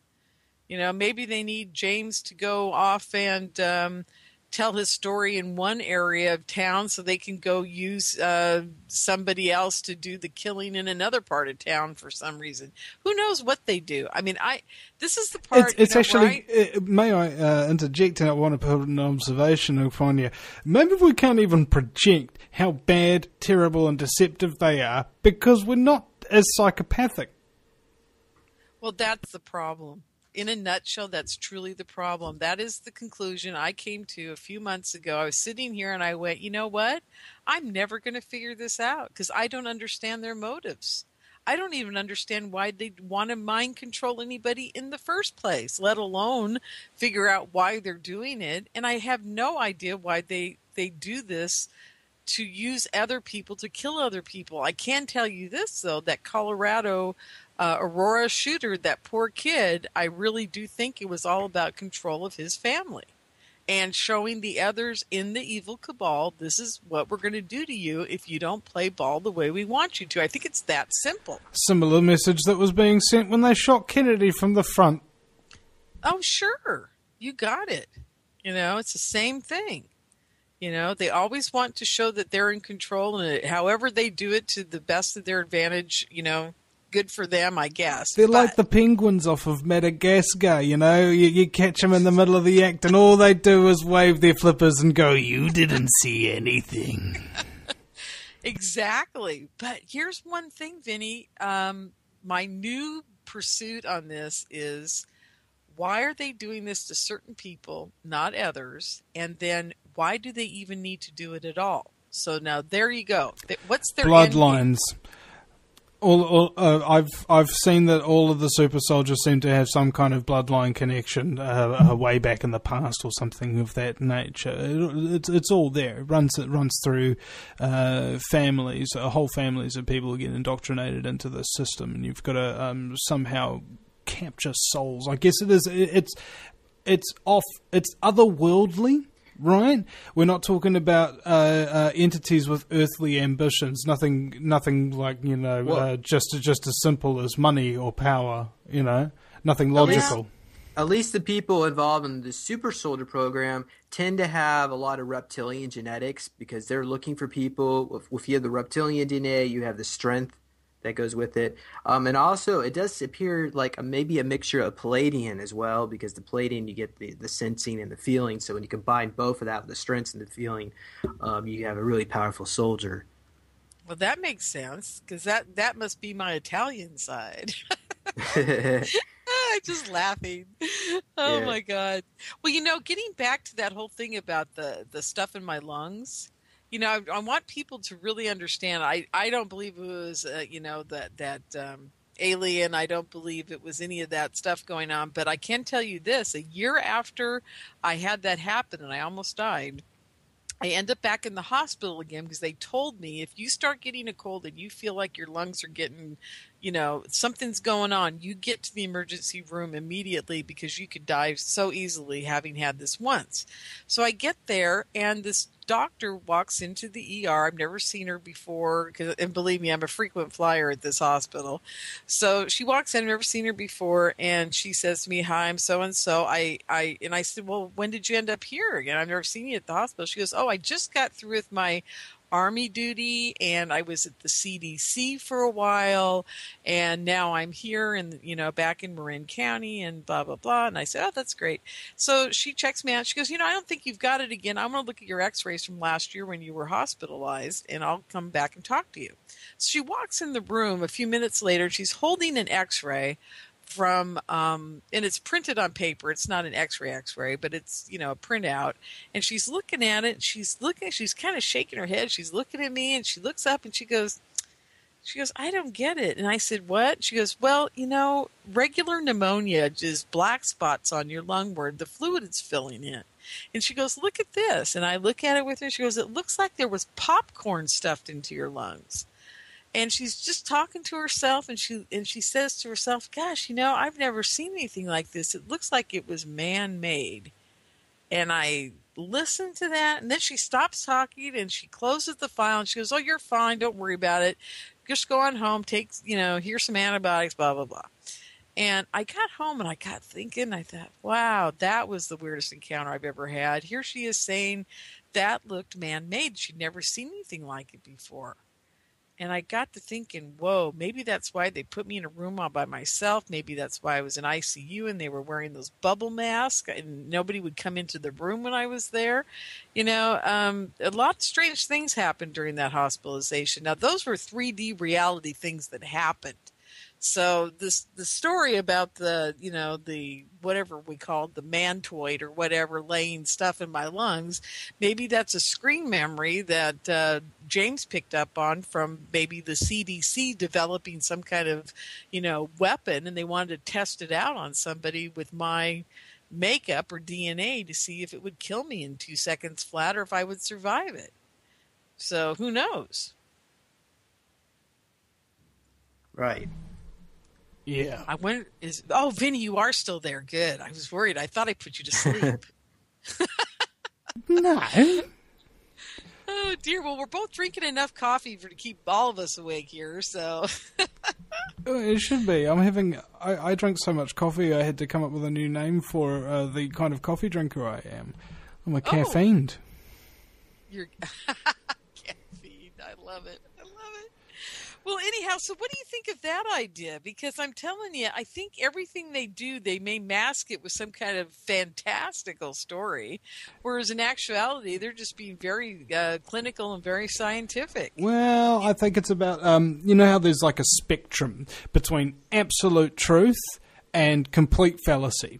And in the middle is this thing called possibility, right? So when somebody tells me something and there's not enough proof to say that it's definitely true, but there's also not enough proof to say that it's definitely a lie, all it does for me is just chuck it in the possibility basket. And later on, I might hear something else that corroborates what was said there. And then it goes closer to the true basket, whilst not yet leaving the possibility one until there's absolute proof of some description. Exactly. You can be worried about all the possibilities. Like, I remember my guitarist Mike was this is classic. He only just heard about the reptilians first of all, and he was like freaking out. We were in the car, and he's like going, "Oh my god, man! Anybody could be one of them." He's going to come and get me. And he goes, I was like, "Okay, bro, tell me. Have you ever seen a reptilian?" No. Have you even heard whisper of a reptilian until now when you watched a video about it? No? Well, then the rest of your life is probably going to behave much the same. You're going to be freaking yourself out and getting scared of something that you have never and may never encounter. Oh, that is so true. I got to say, folks, the whole super soldier thing, like I said, it could be a really true, honest to God thing happening. It could be all implanted memories or stories or things they want to do to make us all look like a bunch of crazies, which, we could be. I don't know, but I feel pretty grounded. I feel pretty 3D. I measure things that happen to me. I don't. There is an old saying, you can't make this shit up. That's for sure. And believe me, folks, I'm 56. This happened when I was 53. And I'm at that point where I'm going, why me? I could have gone my whole life without ever having to know about any of this. Seriously, I just, if I could have gone my whole life without knowing about super soldiers or never even heard the word, I would have been happy.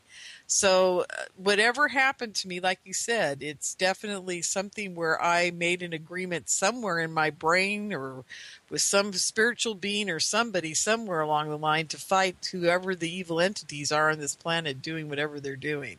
Because, honestly, Vinny, no one has the right to go into your mind and mess with it the way these people are doing.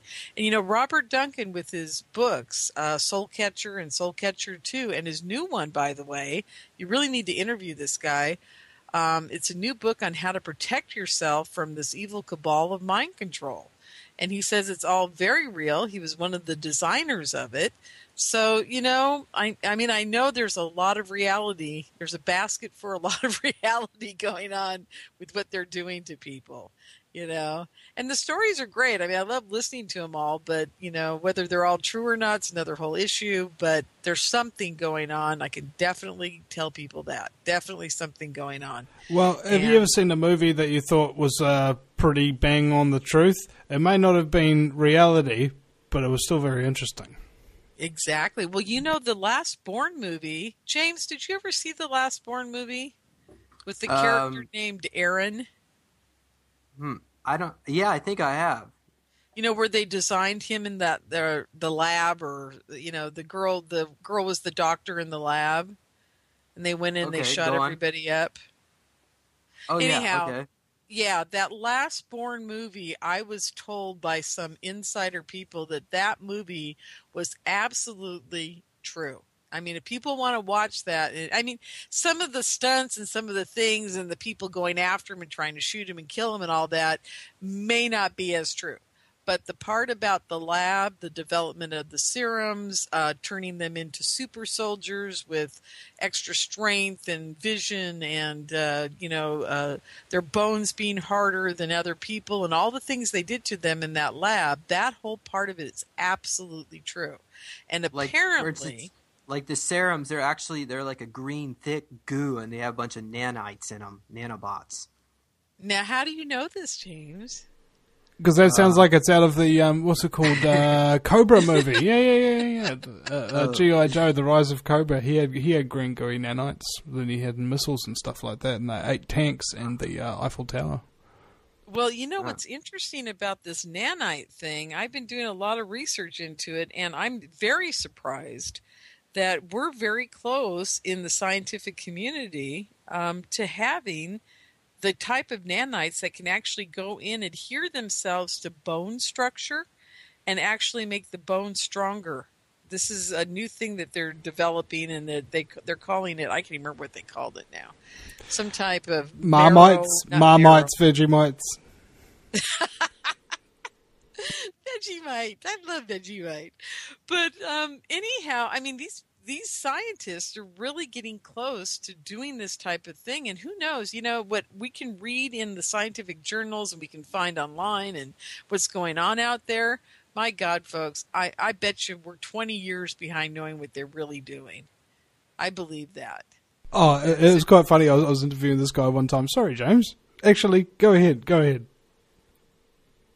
James, are you there? Yeah. Go ahead, man. Were you saying something? No. Okay, never mind. Keep going. I want to hear your story. Okay, well, I was talking to someone. And he had this guy that he interviewed, periodically. And in the 70s he interviewed him when he was a lot younger. And he goes, man, the level of technology that they've got there is 10 years in advance of anything you can think of. And I'm like, wow. And then he interviews him in the 80s, and he goes, man, the technology we've got now... Oh, no, actually, he was saying how bad things are going to get. or how bad things are. And he says, man, things are about 1,000 times worse than you could ever possibly imagine. And he interviews him in the 90s, and he goes, man, things are 10,000 times what you could possibly imagine as bad as they be. And then he interviews him in the 2000s, and he goes, mate, they're 100,000 times as bad as they can possibly be. You know? And it's just, I think that everything just keeps getting worse and worse and worse for some people, and they focus on how bad everything gets, and they forget to try and make it better. Well, yeah, I agree with you on that. I totally agree with you, Vinny.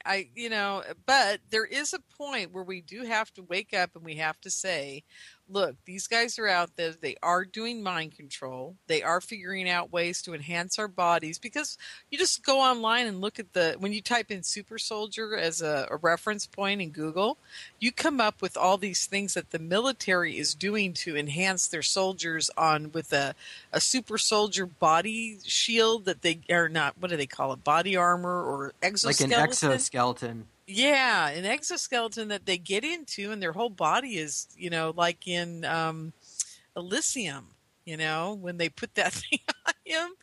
Oh, my God. Yeah, drill it into his nervous system. Oh, my God. Wasn't that wild?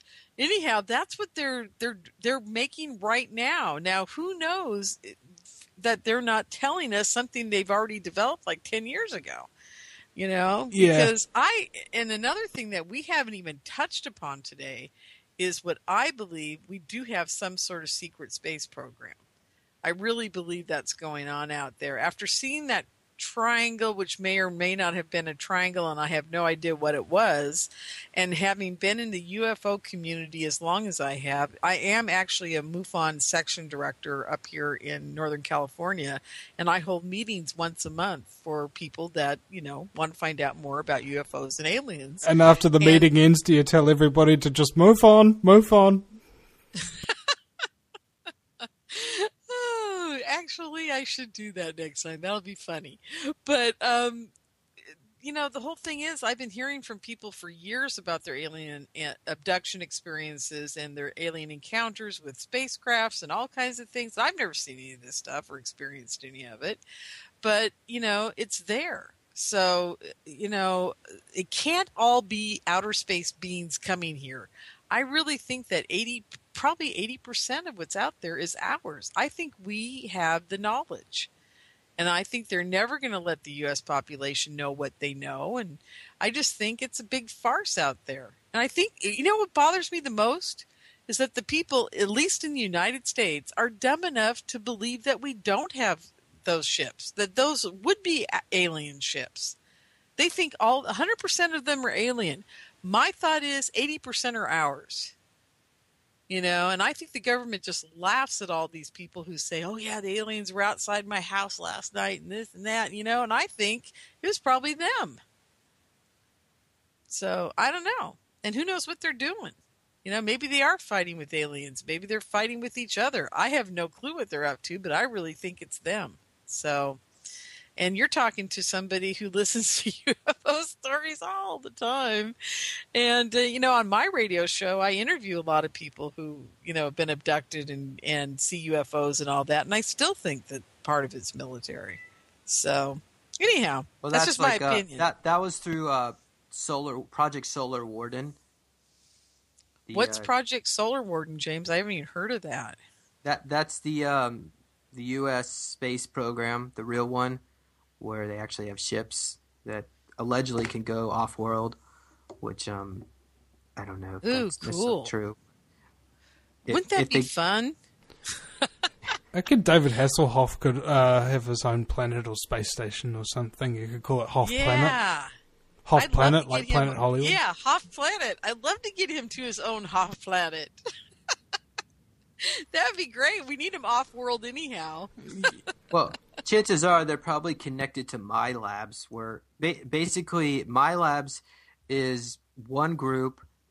I believe it's centered in the United States, and any other faction or other group of ET that wants to, if like a group of Greys want to harvest a certain subset of human population, they would contact My Labs and say, hey, we want to order such and such and such, and they'll place an order, and MyLabs will do it, and it just graze any kind of, even within the military would go to them. So they're just like mercenaries, and so they're probably the ones that are connected to Solar Warden.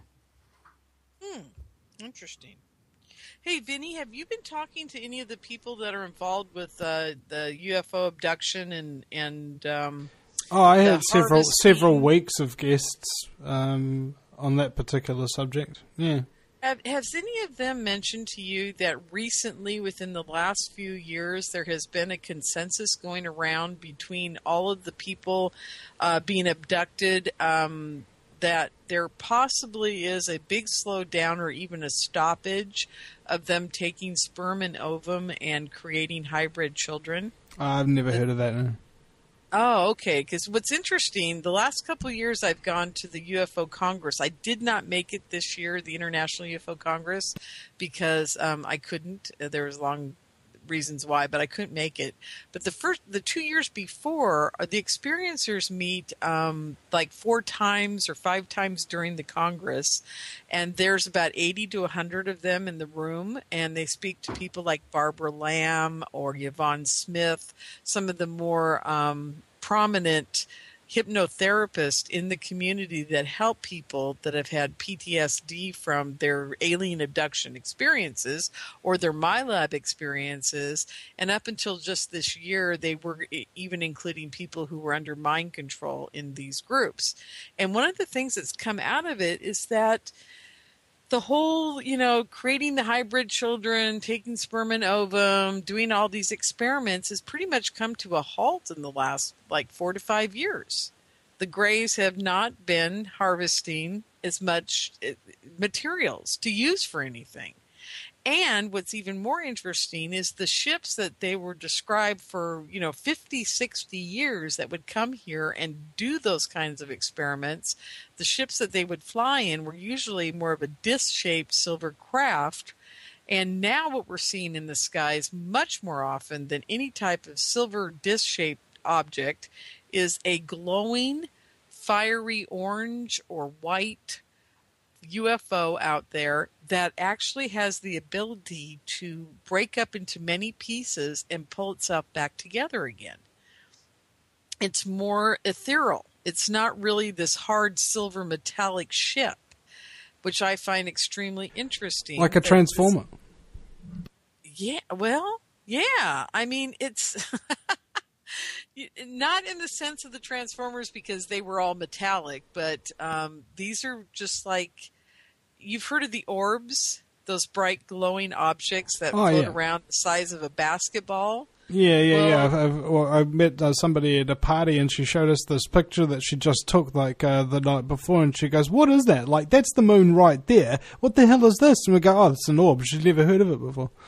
Oh, well, interesting. I've got footage when I was visiting Tyler. We were filming the moon, and I was just joking. I'd say, "Why don't the aliens just make a fly over the moon, or so we can see them?" And right then, it shows on the footage like this little disc-like craft flew like a quarter side of the moon. What? How big was it? Was it far away or close, James? Well, I couldn't tell because of the distance, because it's in the telescope and it was in front of the moon. So I mean, it all depends on how close, how far it was. Yeah, from the moon. Exactly. So it could have been 400 miles long or a foot long. Yeah. Depending on if it was right in front of the telescope or not. But it definitely was not a mosquito in front of the lens or anything like that. You're like, "Oh my God, what is that alien insect?" Oh, God, that's probably a mantoid right there for us all. Oh, my God. Well, anyhow, I just find it intriguing that a lot of the people that are having abductions now are not having that type of abduction. They're not having the ovum, sperm, we're going to create babies abduction anymore. The abductions are actually becoming much more spiritually oriented. And I can't go into detail because I wasn't at the last the Congress. I just heard secondhand from several people in the experiencers group that they were shocked that all these people are now getting spiritual awakening type of contact, and they are getting much more what I would call training in their contact, where they're getting told things, they're getting taught things, they're getting taught languages, they're being put in front of computer screens. Like there's a famous abductee in America called Jim Sparks, who for years would be fighting these aliens, and they were doing the whole sperm thing from him and creating babies. And then later on, as he got older and he stopped fighting them, they started putting in front of, screens and teaching them their language and doing all these things to him. And it was a big, long progression for him. But he was one of the first persons I ever heard this story coming out of him. And I thought it was very intriguing. But now it seems that most of these people that have been having experience their entire life are getting much more spiritual and training type of abduction. And I find that fascinating.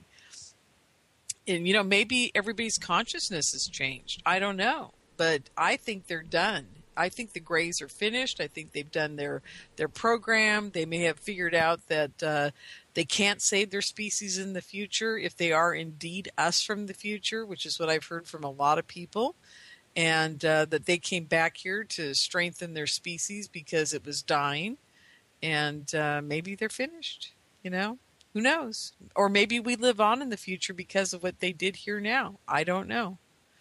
But apparently in a dimensional world that we live in, where we're right next door to the next dimension, we're what we call one DNA molecule or one DNA strand over from the next dimension, and one light spectrum, because our eyes can only see a small spectrum of light and color and, what have you. If we were just, one DNA strand and one light spectrum over, we'd be in another dimension, and maybe we're all the same there with just a little bit different traits. Who knows? I mean, it's a wild, wild concept, and it's hard for people, I think, that are just raised, have a job, and raised normally, have a job, go about having children and have a normal life and watch TV and just do the thing, to understand that, possibly. Like I was laying in bed one time and I thought I heard myself walk in the front door, put the keys on the table. I was wearing a pair of high heels. I walked into the kitchen. I started humming a song that I haven't hummed for a long time, and I started making dinner. I'm laying there in bed in my bedroom hearing all this, and I realized, man, maybe I'm having a bleed over into another dimension and actually hearing myself in the same house.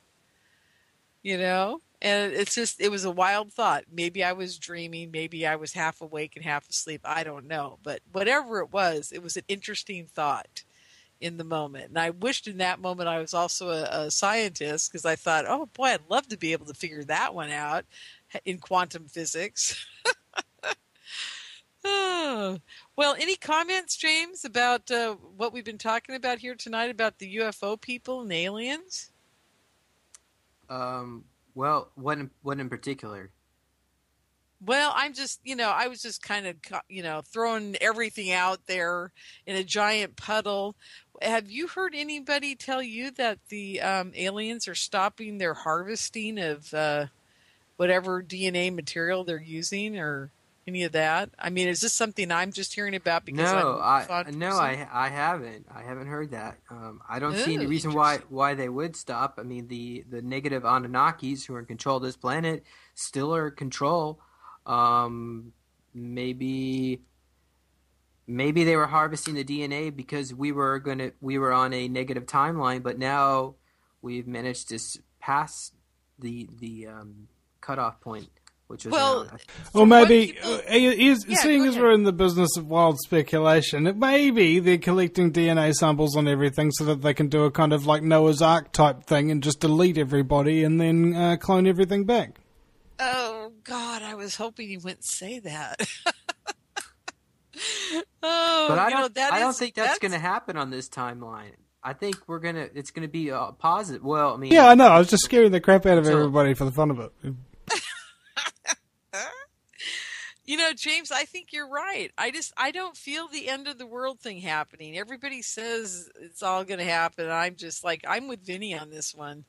I just don't feel it's going to happen. I'm a perpetual doomsday naysayer. Somebody tells me it's the end of the world, bro, and I was like, I don't care, bro. And they're like, what, hold on a second, but there's all this evidence that it's going to be the end of the world. Again, I don't care. If it's not the end of the world, then I'll spend all my time stressing about it and I'll die because of the stress, which will cause me sickness and illness.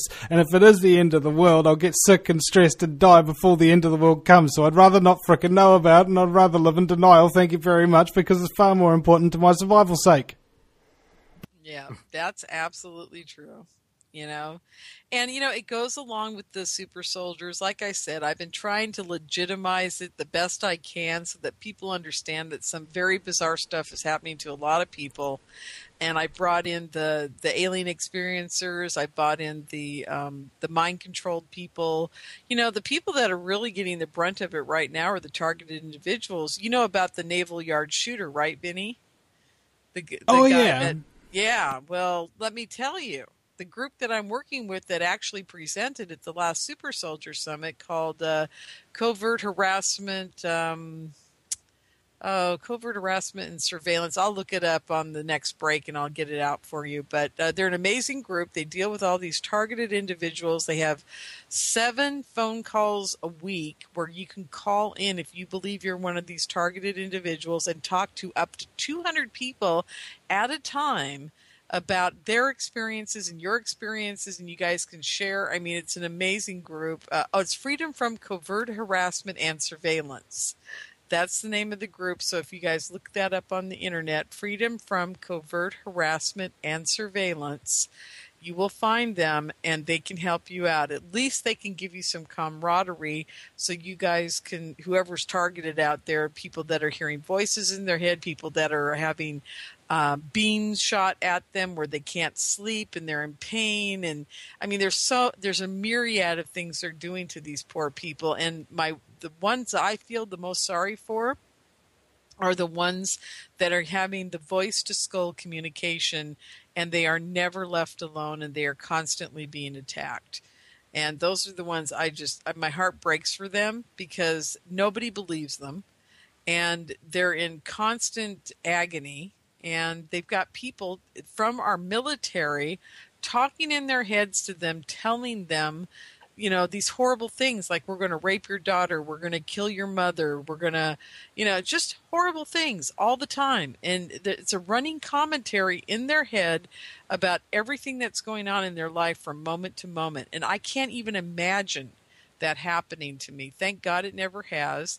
I can tell you this, after having the experience where the helicopter shows up with me thinking about it, I can tell you they're doing it. If someone had told me 4 years ago that these people were hearing voices, I would have said, get him some Prozac and throw him in the loony bin. But now I'm like, oh my God, I'm sure it's happening. I'm sure they're telling the truth. Yeah. And they need to be helped. The universe is messing with me. Well, the universe... But what can they do? Yeah, what can they do to get helped? Well, here's the thing. Sometimes being helpless is much better and easier to bear if you've got a group of other people around you who are also helpless in that regard. And in so doing, you gather together and you go stronger. Exactly. They've got actual... legal, what do you call it when you're going after the government? They're filing all kinds of lawsuits. Class action yes, lawsuit. They're doing a class action lawsuit right now. They've got a couple other things going on. It's a very powerful group. They've combined forces with a group in Europe and Japan and Canada and South America. And there's a lot of people out there trying to help these people. So, especially now, I'm going to go back to what I was really trying to talk about here at the beginning of this mind control and voice to skull communication. That naval yard shooter was in touch with Freedom from Covert Harassment and Surveillance. He had sent them an email before he did the shooting and said that they were putting thoughts in his head and they were telling him to kill people and all this was going on. And after he he actually got, I think, on one of the phone calls on a Saturday night and was talking to the group. And then about a week later, now don't quote me on that because I may be wrong about him actually being on a call, but I know for a fact he did send the email to Derek Robinson, the head of covert harassment and surveillance, and told him what they were doing to him. And so after he did shoot the people and killed himself, I believe. I think he killed himself. I'm not sure if he was shot or not. Can't remember the whole story. They confiscated his computer and found out that he had been in touch with this group, and they went personally, the FBI, to both Derek's house on the West Coast and the other guy that is the director of the organization on the East Coast. And they questioned them for hours about this guy. And what the two guys told the FBI agents that were in their house bothering them about this was, well, you guys are doing this to people. Why don't you deal with it from your side and go after the people that actually put the voice to skull communication in the poor guy's head and made him kill everybody? You know, and they fought with them about this, and it really turned the two FBI agents at the house on the West Coast, and I don't know how many guys were at the East Coast house, it got them thinking about, well, maybe we are the cause of this, you know? And so I thought that was intriguing that they that they were turning the tables on these poor FBI guys to understand that this isn't just some little thing going on here with one guy. They pulled out all the paperwork. They pulled out all the emails. They pulled out all the people. They said, look, we've got a whole email list of 4,000 people that you guys are doing this to in your government, you know? So I thought that was very intriguing. I think everybody needs to know about that at least these guys are out there to help, you know, and I think they're wonderful and they've done a great job. And they did give us some amazing presentations. James, did you stick around for when the guy did the presentation about the animals being used by the people who program through the targeted individual program where they put, you know, thoughts in their heads and mind controlled them and wiped their memories and stuff? Did you stick around for that? Wow. No, I did. How were they mind controlling these animals? Oh my God, this was so intriguing. I only caught a very short part of it, but they actually implant devices in birds and your pets and different animals that are around your household so they can keep track of you through the animals, because that's how advanced their devices are. I don't know if people have done the research on this, but if you have, you will find that they actually have a in-eye camera that they can implant into a human's eye, an animal's eye, or, you know, whatever they're using, I guess. And it's real. It was developed years ago. They've made it smaller and smaller and smaller. They used to have a lot of problems with it. Apparently now it's not nearly the problem it used to be, because the eye is a viscerous, cylinder. It just they can anchor it and float it in the eye next to the iris. And it's wild. And they've actually got pictures of people who have these cameras implanted in their eyes. And they're developing them for covert ops so that they could just watch. I was just imagining for a minute this syringe plunging directly into my frickin' eyeball, and then it's stuck in there, and I'm going and then a little camera thing comes down and goes, you know, into the soft gelatin. I know, but they've got pictures on the internet. If people are interested, you can see this. It's out there. I mean, it's not like it's, you know, been hidden. And you know what's even more intriguing? I'm developing a presentation on Hollywood television and super soldiers in the mind controlled. And I have been gathering up all the new TV shows that mention super soldiers or anything having to do with that. Have you guys seen the new TV show called Intelligence? No, what's that about? I find that a very ironically named TV show to play in America these days. Yeah, I do too, believe me. But it's about a guy that's an ex, Marine or whatever. I can't even remember. Army, secret Army program, whatever. Anyhow, he gets discharged from the Army, I guess, and they find out that he has a genetic disposition or some kind of special quality that his brain can accept an implant from a microchip, a computer chip. So this guy can actually he can look through his eyes and see like the whole air in front of him becomes like a translucent TV screen or a picture or a 3D rendering of a room, or he can measure.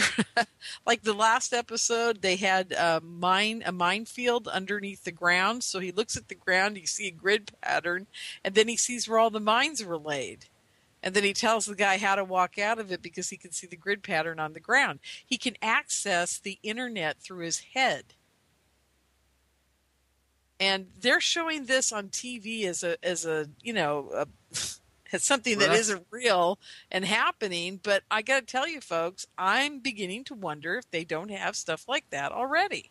Now, not necessarily having that ability, but I am pretty sure they probably are putting chips in people's heads at some point or another, enhancing some sort of thought process. Now, whether it's through the eyes and seeing something or reading the internet, I don't know, but there's got to be something going on with that. Well, they don't really need to use large implants because so many people now have been laced with the bio API coming out of the chemtrails, along with the nanites and the vaccine. All of us, well, I say all of us that are here living on this planet anyway, have been already exposed to the mind control matrix. Yeah, I wonder, and I don't know much about it. Hey, Vinny, have you had a chemtrail expert on your show before? Yeah, sure, Dan Wigington. Oh, yeah. It seems to me that might be a little bit hit and miss as far as getting the nanites in the amount and the type of nanites they need to be able to do the type of things I'm talking about, which would set people apart to be able to have more strength or more intelligence or more, psychic ability or remote viewing capabilities or, whatever it is they're trying to build into a person. I believe those nanites would have to be pretty specific. Why would they waste them on a whole population? Well, if you wanted to enslave the population because you had a whole lot of off-world people that required, a snack or something like that, a royal banquet, if you will, apples in everybody's mouth, you have the nanites to physically control them like a little walk like a nanite, and it'll be fantastic. Well, yeah, but wouldn't that be like, wouldn't you go to the shelf and you'd say, okay, nanite 1, this makes them all comply, go to the FEMA camps. Lorien, I'm sorry, we're having some problems here. We're just going to reset and try and sort out these technical difficulties, ladies and gentlemen. Won't be a moment. We'll be right back.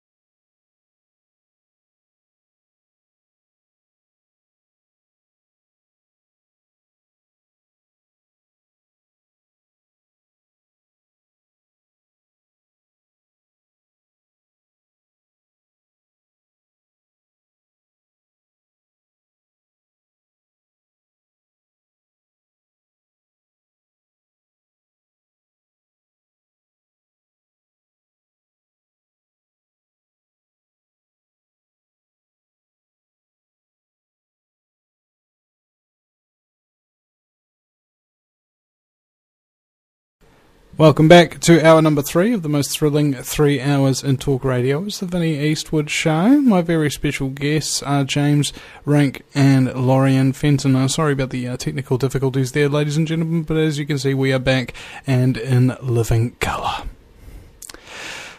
Where do we go from here? Well, James, we haven't even touched upon what happened at the last Super Soldier Summit. And I don't want people to get the wrong idea, but I do want to let them know that no matter what we do in the Super Soldier world, mind control world, whatever you want to call it, the forces that be are always trying to thwart us at every turn. And believe me, folks, I'll be the first to tell you, I would never have thought this was happening. And all the way up until I got to Las Vegas for the summit, I didn't believe I was being targeted. That's how naive and foolish I want to forget all of that, this stuff can get, how nefarious it can all be. And James, I'm going to go ahead and tell them the story leading up to getting to, we're actually in Henderson. I'm going to tell them the story about, it first started out about 4 months before the summit actually happened. I put up a website. I've been a web designer for about 20 years now, and I kept getting attacked. And I was getting attacked from places like, oh my God, China, Canada. I couldn't figure out who kept hacking into the site, and it was just terrible. I kept switching hosting services. I was doing all kinds of things. I was rebuilding the site about every 2 or 3 days. Nobody could buy a ticket, which was even more wild. And it was very difficult. People were calling me on the phone, and I'd have to take care of their PayPal, do it myself. I mean, it was wild, folks. It was the hardest event I've ever put on. And I've been doing events for over 30 years in various ways and for different companies and big corporations and nonprofits and my art organization. And I've been doing this a long time. I never had that kind of problem. Okay, so we're moving down the road. It's now getting closer to the event. I get a show for us, an electronic harassment show on Coast to Coast AM. It's on the Wednesday night before the summit's going to happen on Friday. And I'm actually driving to Henderson from San Francisco, listening to the Coast to Coast show that I helped the producers put together. I had a whole bunch of people on there. Miles Johnson was included, and Derek Robinson from Freedom from Covert Harassment and Surveillance, and quite a few experiencers that have voice-to-skull communication going on and considered targeted individuals. And so they're all on this show. It's a wonderful show. Everything's going great. I finally had the website working, and I'm thinking to myself, well, geez, maybe I'll sell a few more tickets, because now I'm getting worried. I'm barely making enough off of this to even pay for the hotel, let alone get everybody there and, get them a hotel room and feed them and take care of them for the weekend. And so I get down to Buttonwillow, California. And here's where it gets interesting. And this is where I finally figured out they were harassing me. It takes me this long after, months to finally admit to myself that they are harassing me. I get to Buttonwillow. There's 2 Motel 6s. And of course, I don't have much money. So the only place I can say is a Motel 6. I choose the furthest away from the freeway Motel 6, thinking that's going to help me get some sleep. It's now 4 o'clock in the morning, and I bring in my computer, I set up, and I'm going to the website to make sure everything's okay. And of course, the website is completely offline. There is I can't even find the website. I go to the hosting service, and it's not even there. I'm calling them. It's the middle of the night, and now here it's like 6 o'clock in the morning. I'm totally frustrated. My website has been hacked beyond hacked. It's now disappeared. And I'm just freaking out. So I thought, you know what? I'm going to sleep for 2 hours. I didn't even get into my pajamas. I only brought in my toothbrush case and all that. I didn't even bring my clothes in because I knew I'd be hitting the road at 9 o'clock in the morning and wouldn't have time to even deal with all that. So, I lay down on the sheets with my clothes on. I close my eyes for an hour and a half, and then I get up at about 7:30. I decide I'm going to take a quick shower and get back on it and try to figure out what's going on with my computer and the website. Okay, so I jump in the shower, folks, and I get in there, and you wouldn't even believe this. All the water stops. Everything stops. The lights go out. I hear a spike in the electricity, and I'm thinking, oh my God, I hope my laptop is okay. That's the only thing I can think of at that point. And I realize that all the electricity's out in my room. And I've got a towel around me. I'm soaking wet. I got soap all over me. I look out of the door, and it turns out the whole place is down. There's no electricity in the whole building. And I'm like, what the heck is going on? So, I rub the soap off of me. I throw my clothes back on, brush my teeth, comb my hair, grab my laptop, and I'm trying to get it to work. It's nothing's happening. The battery's been fizzled. I don't know what's going on. And I finally say, oh my God, I just got to get out of here, And I thought to myself in that moment, my God, I wonder if this is all to get at me. And finally I'm getting paranoid. I'm finally starting to get paranoid. I thought, oh, this is so weird. So I go up to the main office, and I'm trying to talk to the owner or manager of this Motel 6. And he will not talk to me when he's around his 2 employees. I can't figure out why he won't talk to me. I kept saying, what's the power? Why is the power out? And the girls kept looking at me funny, and then he walks me over to the side of the desk, away from everybody, and he says, look, you were told last night that the power was going to go out at 7 o'clock this morning.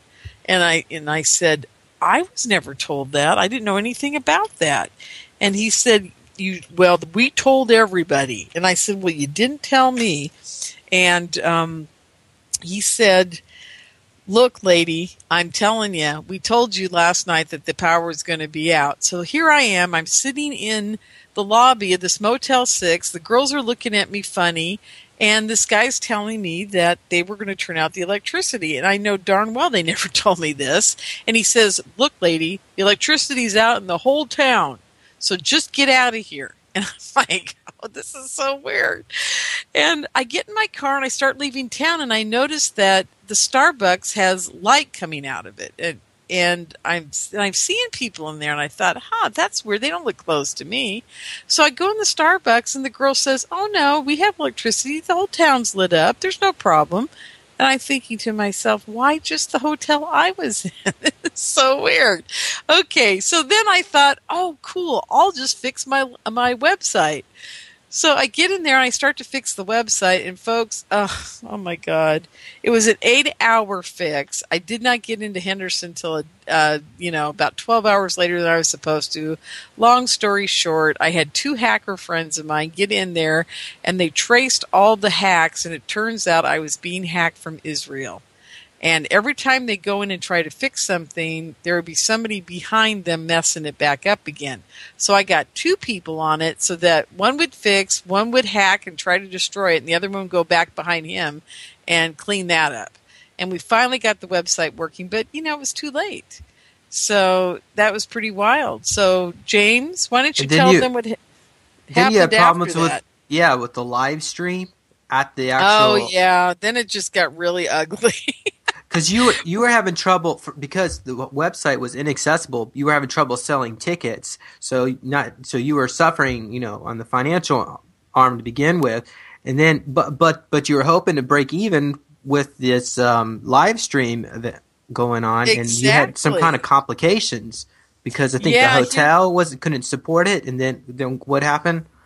Well, this is another intriguing situation. I bring in a TV crew from LA, and they called on Wednesday to the hotel, and all this time, folks, I'm telling the hotel girls that I have the contract with. Now, it doesn't state in the contract because they don't have a contract for this type of thing because it's not, it's a normal thing people do, but it's just not written up in the contract.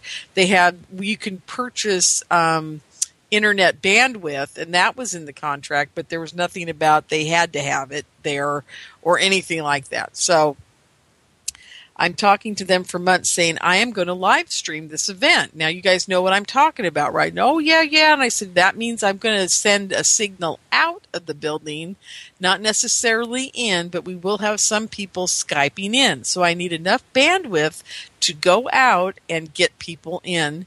And I don't know how many MIPS that is for you guys, but we need to talk to the IT department and figure this all out ahead of time.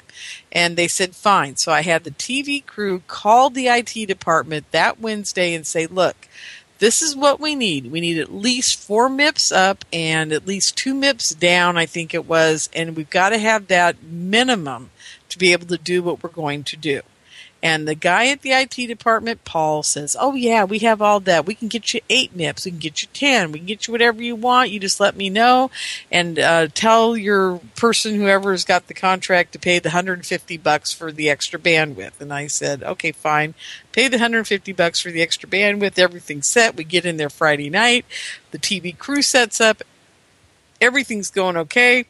And then they get everything ready to go, and they couldn't connect. And it wouldn't go out. We couldn't get anything in. We couldn't get anything out.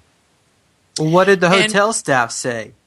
Well, then it gets more complicated. Then we're trying to figure out what's going on. So we decide not to live stream on Friday night, which was fine. We were to start on Saturday morning. And they decide the hotel can't figure out what's going on. And they decide to bring in Cox, is the company they contract with for their hardwire and bandwidth. So Cox shows up. They're supposed to be there at 8 o'clock in the morning, their technicians. They show up at 10 when I'm supposed to be starting the conference. So I have to hold the conference starting for another hour, which was just bad in unto itself. And they get in there and they start laughing at the TV guy and all my crew. And they said, look, you guys could never get that bandwidth. This hotel isn't wired for that bandwidth. This is probably the only hotel in the whole Las Vegas area that never upgraded to that type of bandwidth. He goes, yes, they can get things in at a very low bandwidth, but that's all they can do. They'll never be able to live stream unless they buy a $100,000 package and rewire the whole dang building. And so my crew's just freaking out because they're depending on getting paid from this money, and I'm depending on getting money so that we can, break even at least. And it was just a horrific event. And how come the people in the IT department, why they lie to you like that? Were they just incompetent? Were they lying? Now, this is where, you can either be paranoid, Vinny and James, or you can sit there and say people just didn't know what they were doing. After the pile of dominoes were building up about everything going wrong against me, I am starting to believe that somewhere along the line, somebody's powers that be were behind all this. I really do. And that is pretty paranoid, but I gotta say, it was just like one thing after another. And that doesn't even touch upon the 2 or 3 people that were sent there to sabotage the event. We had a couple of stalkers. We had people that would come in and yell at the speakers. I mean, there were just some really odd people that came under the guise of being there to help us and make sure the event went well, and it turned out they were there to sabotage the event. So that was very odd to me as well, because I've never had that happen in all the years I've been putting on UFO events. I mean, I get some people that are a little wacky coming to the UFO events that probably should be wearing tinfoil hats and are a little different and odd, but they never get up there and try to sabotage the whole event from happening. And so, anyhow, I just thought I'd share that with everybody. So then you had a bunch of angry customers who already bought tickets for the live stream, and you couldn't do anything about that. Yeah, that wasn't fun nor pretty. We have solved all that. It took me about 4 months to be able to deal with all that, but it's all been taken care of. And you know what? I got to tell you, it may have had a lot to do with Cynthia Brewer. Cynthia Brewer is a very interesting woman. She is one of the first person that I've ever met to come out and say that her body was used to develop and grow a chimera, which is a combination of many different types of animals and I believe human, that was grown in her thigh, and that they did some horrible experiments upon her. And she was really very controversial to bring to this event, but I thought her story needed to be told. Now, whether it's true or not is another whole issue, and I'm not going there about whether it's true or not, but I can tell you this: if her story is what she says it is, and I have a tendency to believe her after looking at all the material she has on it, that poor woman has been through an absolute horrendous thing has been perpetrated upon her, and I wish more people would take up the mantle to help her in her life. She's doing pretty good now. Things are very well for her, but still she had to, through 2 psychiatric hospitalizations. They've mangled her body. She has been amputated. Part of her buttocks and thigh were amputated, and some really horrific things have happened to her. And I'm just surprised that she isn't one of those people that's just, permanently for the rest of their lives stuck in a nut house somewhere because of what they've done to her. She's a strong lady. She's very smart, and she's got her act together. So, I just hope everybody looks into her story. It's Cindy Brewer. She's up on Project Camelot from the past, so you can find out more information about her. But man, I'm telling you, what an interesting presentation she gave to our audience. It was fabulous. I've interviewed her too. Oh, you interviewed her as well? Yeah, she's very intriguing. James? Yeah, I was about to say, some people's rooms were broken into. Their deadbolt locks were Are we open. going there, James? Are we going to go into all this? I guess we need to. I mean, Let's do it. Let's do it. Okay. Now, I want to preface this again with this only happened to some of the super soldiers and a few of the MyLab speakers. So it didn't happen to any of the attendees. It didn't happen to anybody there that was trying to seek help. It didn't happen to any of the targeted individuals that we know of. It didn't happen to any of the voice to skull communication, mind control people. It just happened to a very small group that seems to be the core group of the first Super Soldier Summit. And I'm going to say it, and that's all I'm going to say at this point about who was involved, because I really don't know who was all involved. And to be honest with you, I don't even know it really happened. But according to Melinda Leslie, who has very much, that's not very good English, she has the best recall memory of any of the MyLabs people that I've interviewed in the last, years about her abduction experiences from the government with the alien presence there with her. She remembers a lot. She's one of the few that has recall that is just phenomenal.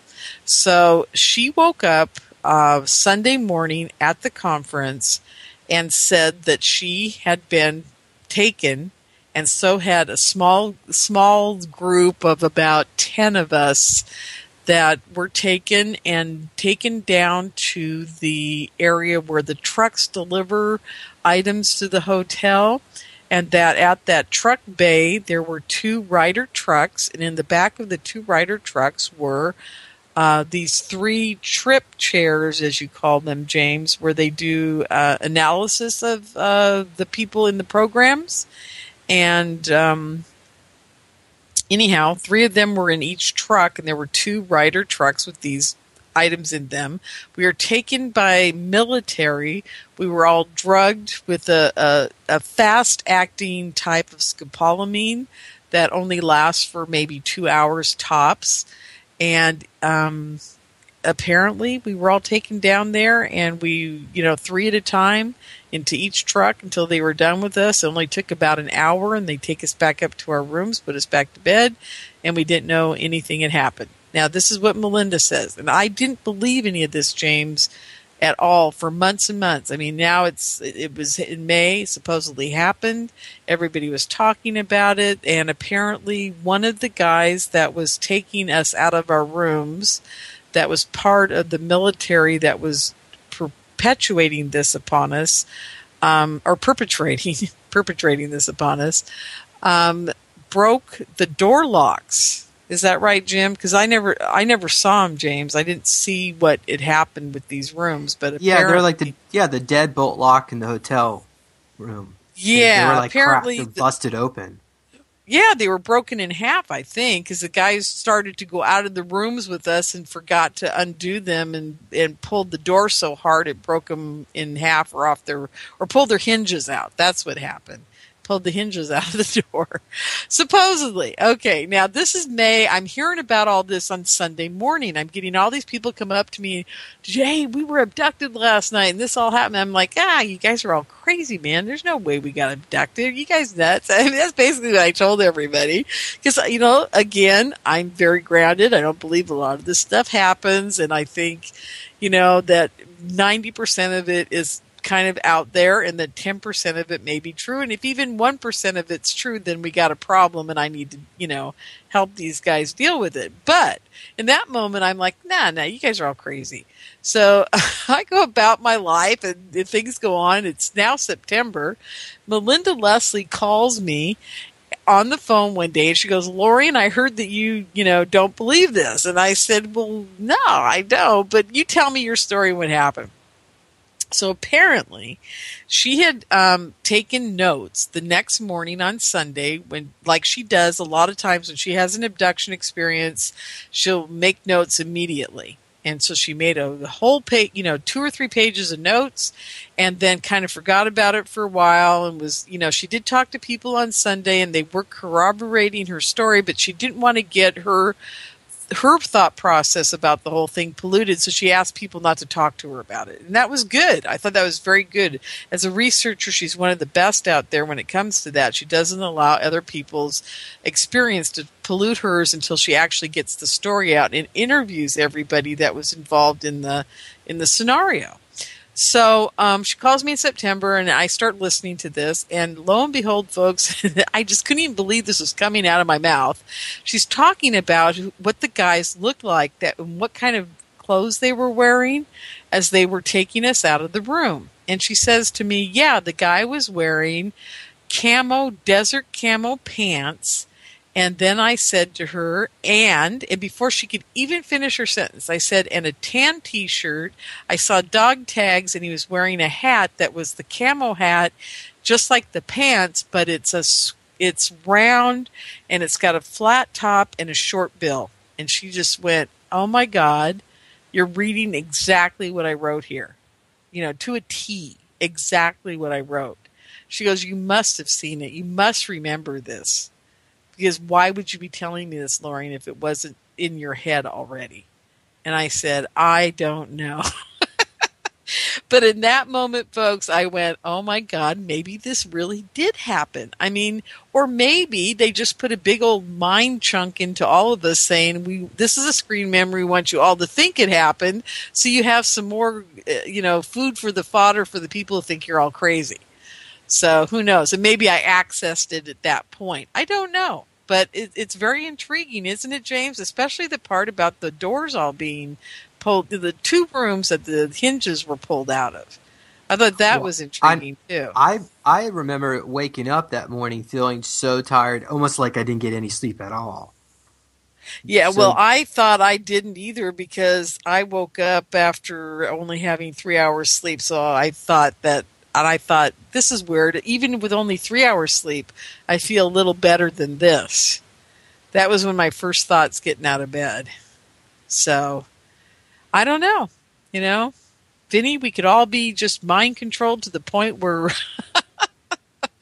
where they're just implanting all kinds of thoughts. Well, obviously they're not that good at mind control, because I got a saying, how do you know you're under mind control? If you never question whether or not you're under mind control. Ah, there you go. And that is 99% of the population of the United States who sit in front of the boob tube all day long. They are so controlled. I can't even believe it. It blows my mind. It's just imagine, meanwhile, some television set in Texas, and hey Jed, yeah, do you reckon we're under mind control? Oh. Oh my God, that's hysterical. That's a Far Side cartoon if I ever saw one. Well, maybe. I don't know. Oh, but seriously, folks, I don't know what's going on, and there are days I just go, oh, this is all just nonsense, and I don't want anything to do with it again, and then some poor guy will give me a call, and he'll say, look, I heard you were the lady to call because this blah, blah, blah has happened to me, and you know what? It's almost like hearing the same story out of everybody's mouth. It's like when you're talking about your baskets. It's like it goes from probability to, wow, I've heard that story 6 times and it's the same thing. How come they're all saying this to me? Yeah, well, statistically it takes 7 different people specifically to say the same thing to you before you'll accept a radically different idea that you previously are unfounded for. 7. Okay, I'm very close. I just need 1 more. Yeah. No, seriously, I've got about 5 or 6 people that have called me and said blah, blah, blah, blah, blah, and I'm not going to tell anybody about what they tell me, because this is one of the ways that I can ferret out who's actually telling me an experience or a mind control situation that they've been involved in, and the people that are actually just Looney Tunes and are calling me for attention. because they're very different. If you've been in this for a long time, you finally realize that the mind-controlled people talk in a completely different way than the people that are Looney Tunes. And one of the things the mind-controlled and the super soldiers and the satanic ritual abuse people and whatever else that have called me, the one thing they all have in common, and I will tell this to everybody, is that they do not want it to be happening to them. They hate every minute of it being perpetrated on them. All they want, and James will attest to this, is they just want to be left alone, and they want a house and a place to grow their own food and sit back and spend the rest of their lives in peace. They just want to be left alone. Most of them are penniless and homeless at the stage that they put you to the point where you're calling me. 90% of them live with their parents or a family relative or, just somebody that is taking care of them just to give them a roof over their head. They are never wealthy. They never have any, their teeth are usually rotting out of their heads and they're in bad shape. And I feel so sorry for them because this is where they put you. Yeah, well, a lot of it is just the trauma, the emotional trauma prevents a lot of us from at least holding some kind of full-time gainful employment. So it's just... Yeah, but, James, do you know how hard it is for anybody in this situation? I don't know why I'm saying that to you. It is so hard for those type of people who understand that the evil cabal that run all these CEO corporations, CEO-driven, Illuminati-driven corporations that in the long run are all managed by the 13, the Council of 13, which includes Bush and Cheney and I can't remember all the names of them right now. But the point I'm trying to make is, once your eyes are open and this is happening to you, the last thing you could ever do is go work for these people. It's just like, oh my God. That's like saying, okay, I'll go out and I'll slaughter a few more pigs because that's what they told me to do, It's just terrible. It's just terrible. Once your eyes are open, it's so hard to live in this reality. I can't even describe. Lorien, where do you see this movement going in the future? I mean, do you see these super soldier summits continuing on for many, many years? Do you see? I don't know. I really, to be honest with you, I don't know. James. Is there a ready supply of more super soldiers that are being chewed up and spit out for you to take care of? No, and that's what's interesting. Is the ones that are older. That very few of them come to me, the older ones, because they are so programmed, a lot of them, that they're just so afraid. They think they can't get in a car and get to Las Vegas because they'll be killed. And the reality is, if they made their mind up and just said to the powers that be and said, this is what I'm doing and your fear does not bother me, go ahead and kill me, they'd be there in a heartbeat.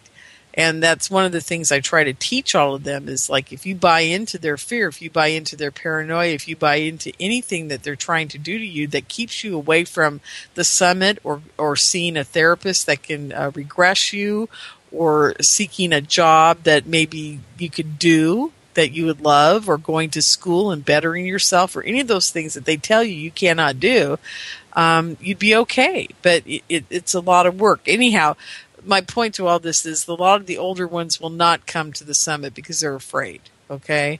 And the younger ones, I'm starting to realize, are just so programmed on a mass scale of less super soldierdom. I think the whole thing where they're training super soldiers to go fight our battles in maybe the secret space program, or even the battles maybe here on Earth in this 3D reality, there aren't as many battles to be fought.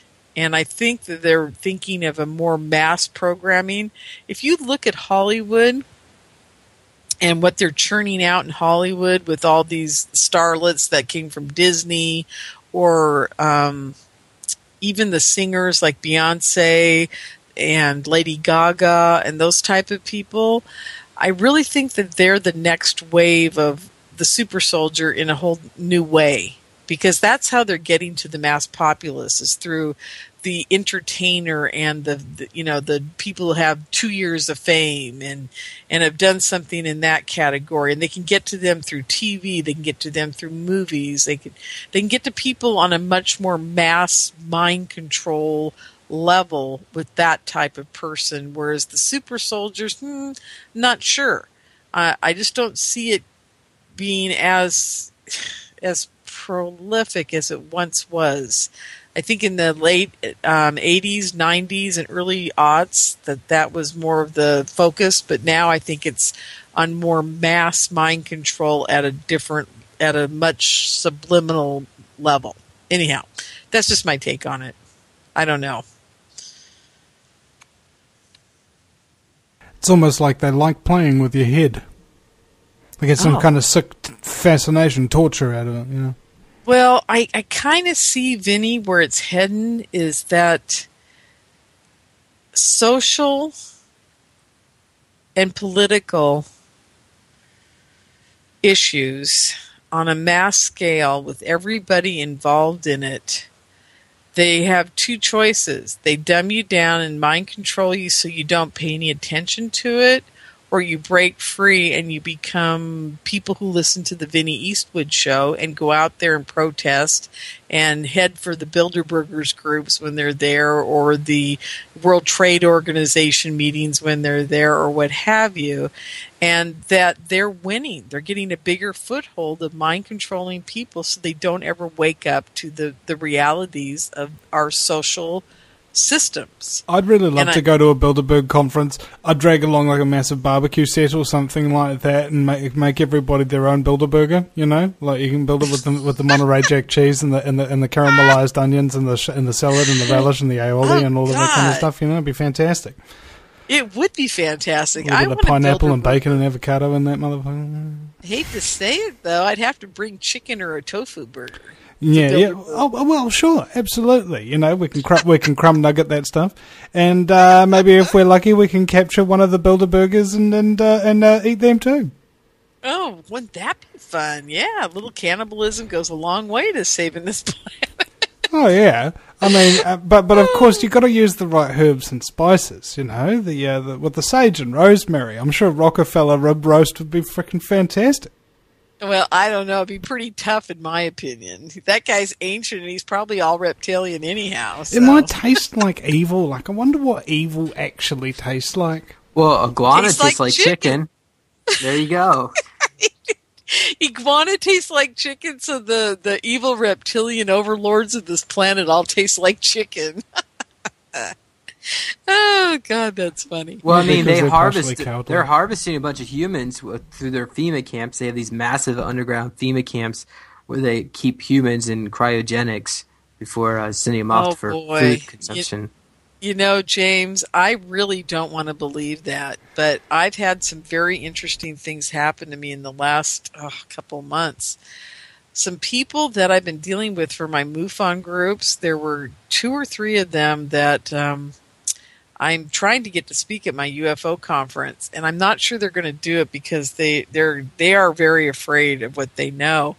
They swear to me that they were taken underground to these bases where they are actually killing people and eating them. And and there's some type of, they're not a gray and they're not a reptilian. They almost look like a cross between the two. And they live underground on this planet. And this is just, this is the first time I've ever heard of this. I was those must be like the J-Rods that Dan Burish claimed that he was in contact with, because they look like they're called grails. They're like a hybrid of gray and reptilian. And they're like one of the nastiest ones on this planet. They don't have a soul consciousness. Oh my God! Well, I thought Dan Burish was dealing with the little gray, and he pushed him through the portal back to his dimension. Well, those J-Rods were messing with his head. They were claiming they were from the future, but they weren't. They were from here, this timeline, but they're just trying to they're manipulating him.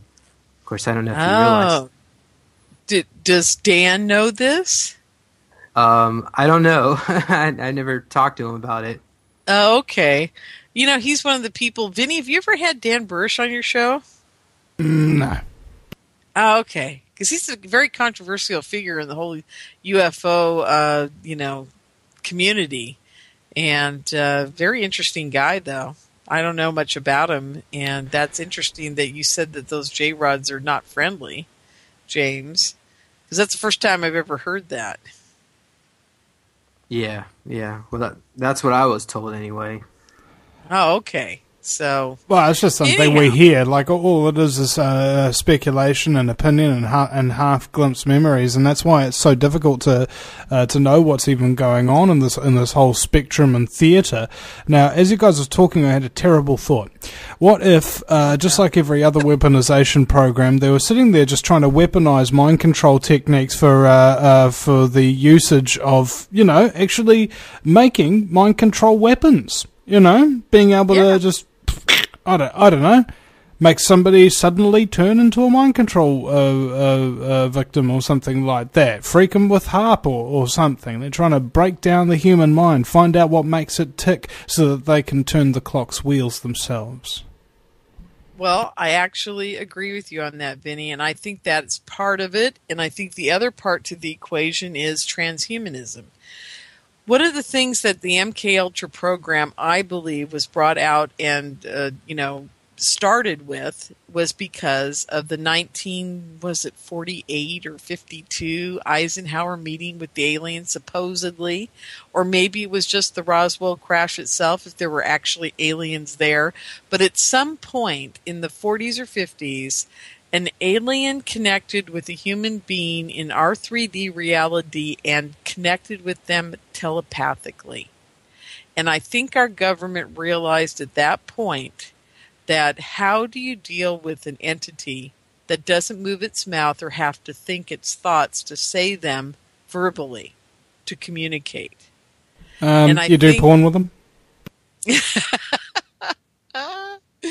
Oh, God, that's funny.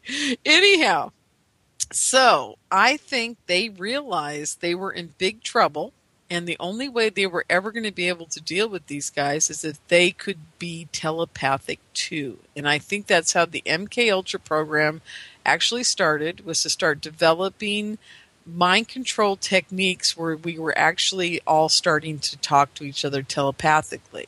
I think it went horribly wrong. I think that they went off in different tangents and different directions. They were giving people drugs. They were, doping people's water. They were spraying people. They were giving people diseases. I mean, they did everything they could think of to figure out ways for us to be able to be more telepathic. And I think it just all went awry. Then they probably realized, well, we can do this to people and we can make them do what we tell them to do just by sending a frequency at them. In the 90s, or late 80s and early 90s, they figured out that every body has a frequency it resonates at, and if they can just beam a frequency at your head, you could be hearing voices talking to you. They could tell you to do things. Certain people would obey because they have a weak constitution in their mind not to believe that it's not Christ talking to them or whatever. And, they realized they had a weapon, and that's exactly what you were saying. And I think that it went from one thing to help communicate with aliens to a whole different program that they thought, well, this is how we're going to control the population. And say you come up with a great invention, and it's got like amazing effects. Let's say it's the heel fish or something like that. You build it for a good reason, and the fish get better, and it's all good. But there's something about the tones or the frequencies or whatever the device that you're using, which somebody looks at and goes, how can I turn this into a weapon? Exactly. Well, they were using that type of weapon device back in the Gulf War. At least the Americans were. I remember the whole thing about beaming the weapon at them that made them nauseous and lose their bowel control. And they still have that weapon. I can't remember the name of it. It's probably involved EMF. I thought there was like some kind of a microwave weapon mounted on a tank that they could point at entire enemy squads, and they'd just microwave them and they'd just explode from the inside. Oh my God. I haven't heard about that. Oh my God. Just the thought of that makes my head swim. I can't even imagine doing that to people. Oh yeah, I mean, just imagine actually feeling all your organs tearing themselves apart for a second or two before you explode in a cloud of dust and vaporized flesh. Oh God. Well, I do know that they use the one I talked about for sure because it's been written about in a lot of journals and military documents, and a lot of our guys came back and said, "Oh yeah, it was just trippy that these guys they point these these disc at them, and they'd shoot this beam out, and they'd triangulate it. Of course, they'd have one tank over here, one over here, and so they triangulate this area, and these guys would just kneel to the ground, holding their stomach, drop their weapons, put their arms up, and they just laid there until they got there. They didn't want anything. They didn't want to fight with them at all because that's how painful or how horrific the stomach ache and the cramping was. Yeah. And I believe the microwave tank got discontinued, and then KFC used it to make popcorn chicken. Oh dear. Vinny, you're a wit. You just crack me up. I love being on your show. Thank you so much for having me here today. And James too. Well, thank you. That cracked me up too. Oh God. Anyhow, so we're talking about there's been several times where I've just got like my mic muted and I'm just in the background, so. Well, I'm trying to make light of a very horrible situation that I truly believe is happening, and I hope people are taking what I have to say and what James is saying, serious to a point. I mean, you got to believe that something's going on. Like I said, I have no idea how much, and I have no idea whether I'm just being paranoid now in my old age about what they've done to me and my summits and what have you. But, there's something going on, Vinny. I can't come on here and say to everybody definitively, yes, they're out to get me and this is why it's happening and blah, blah, blah. But I can tell you this, like I said, I put on a lot of other events. I never had the problems I have putting on this conference. So far, though, I must say, I'm putting on the third one. The third one's going to happen May 30th, 31st, and June 1st in Las Vegas. So if you guys got discount tickets from there in Down Under land and Kiwi land, get on up here because it's going to be a very interesting conference this year. I've got Dr. John Hall, who's he was the hypnotherapist on the Jesse Ventura Mind Control show. Did you ever see that, Vinny? I don't think I saw that episode, no. Oh, it's a great episode. If you get a chance, do watch it because the people that were in that episode have been presenting at my conferences, and there are some really good people and they did the episode very scientifically. They didn't make them look like kooks like a lot of the shows do, and they really gave them a chance to voice what was going on in their lives as far as this mind control and voice-to-skull communication and targeted individuals and stuff that's happening to people. And Jesse did a great job. He kept a straight face, thank God for that, and, was very intrigued about what was being done to these people, and I'm sure he felt, a lot of sympathy for them. He sure acted like it on the show. But anyhow, Dr. John Hall was the therapist at the very beginning of the show, a hypnotherapist that told this guy, he hypnotized him. He kept telling people, yeah, it's so easy to make people do what you want them to do. You guys have no idea how easy our government has it. It's that easy. Here's what he did. He told this guy, you've got a limp. You're going to limp all the time. And so he put him under, told him he had a limp, took him out of it. The guy's walking around the office with a distinct limp. And the interviewer says to him, hey, what's wrong with your leg? And he looks down and says, nothing's wrong with my leg. And continues walking with the limp. And that's how controlled this guy's mind was to the fact that, no, there was no limp. And he was actually walking with the limp. So, and he didn't even know he was doing it. So that's how controlled they were. And then they took him out of it and everything's back to normal. And they asked him, do you remember having the limp? He goes, I never had a limp. So if they can do that on TV and it's real and Dr. John Hall swears it was a real thing he did, and he does this type of thing all the time with people, if they want a demonstration, if he can do that, he says, what do you think our government can do? They could do anything. They could turn straight men gay. They could turn gays into Mexicans. Oh, my goodness. That's right. They could turn you into a reptilian. I'd like to get turned into a Mexican, actually. That would be pretty cool. Is it?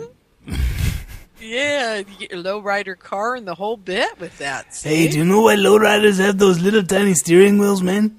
It's because they're the only kind you can drive with handcuffs on. Oh, God, I haven't heard that one before. That's great. Oh, dear. Now I'm going to be told that I'm racist, but I'm not really, folks. If he had said Italians, I would have laughed just the same. Yeah. Oh. Hey, this is the Cheech Marin Appreciation Society, you know. Exactly. Those two were wonderful together. I grew up on that. So, anyhow, I want people to know that we're not really a bunch of crazies running around here. You know, but we do have a good sense of humor, right, James? Yeah. So come on out. It was to the so Super Soldier convincing Summit right and, there. Yeah. Find out for yourself.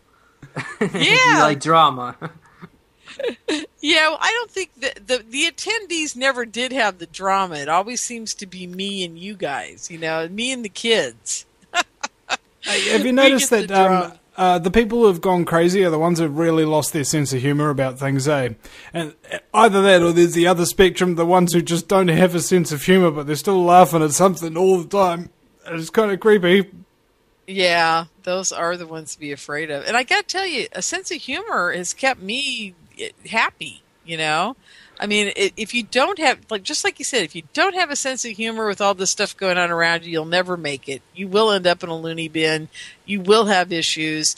Or you will end up like the guy at the Naval Yard, he'll shooting people up. I mean, my God, that's so sad.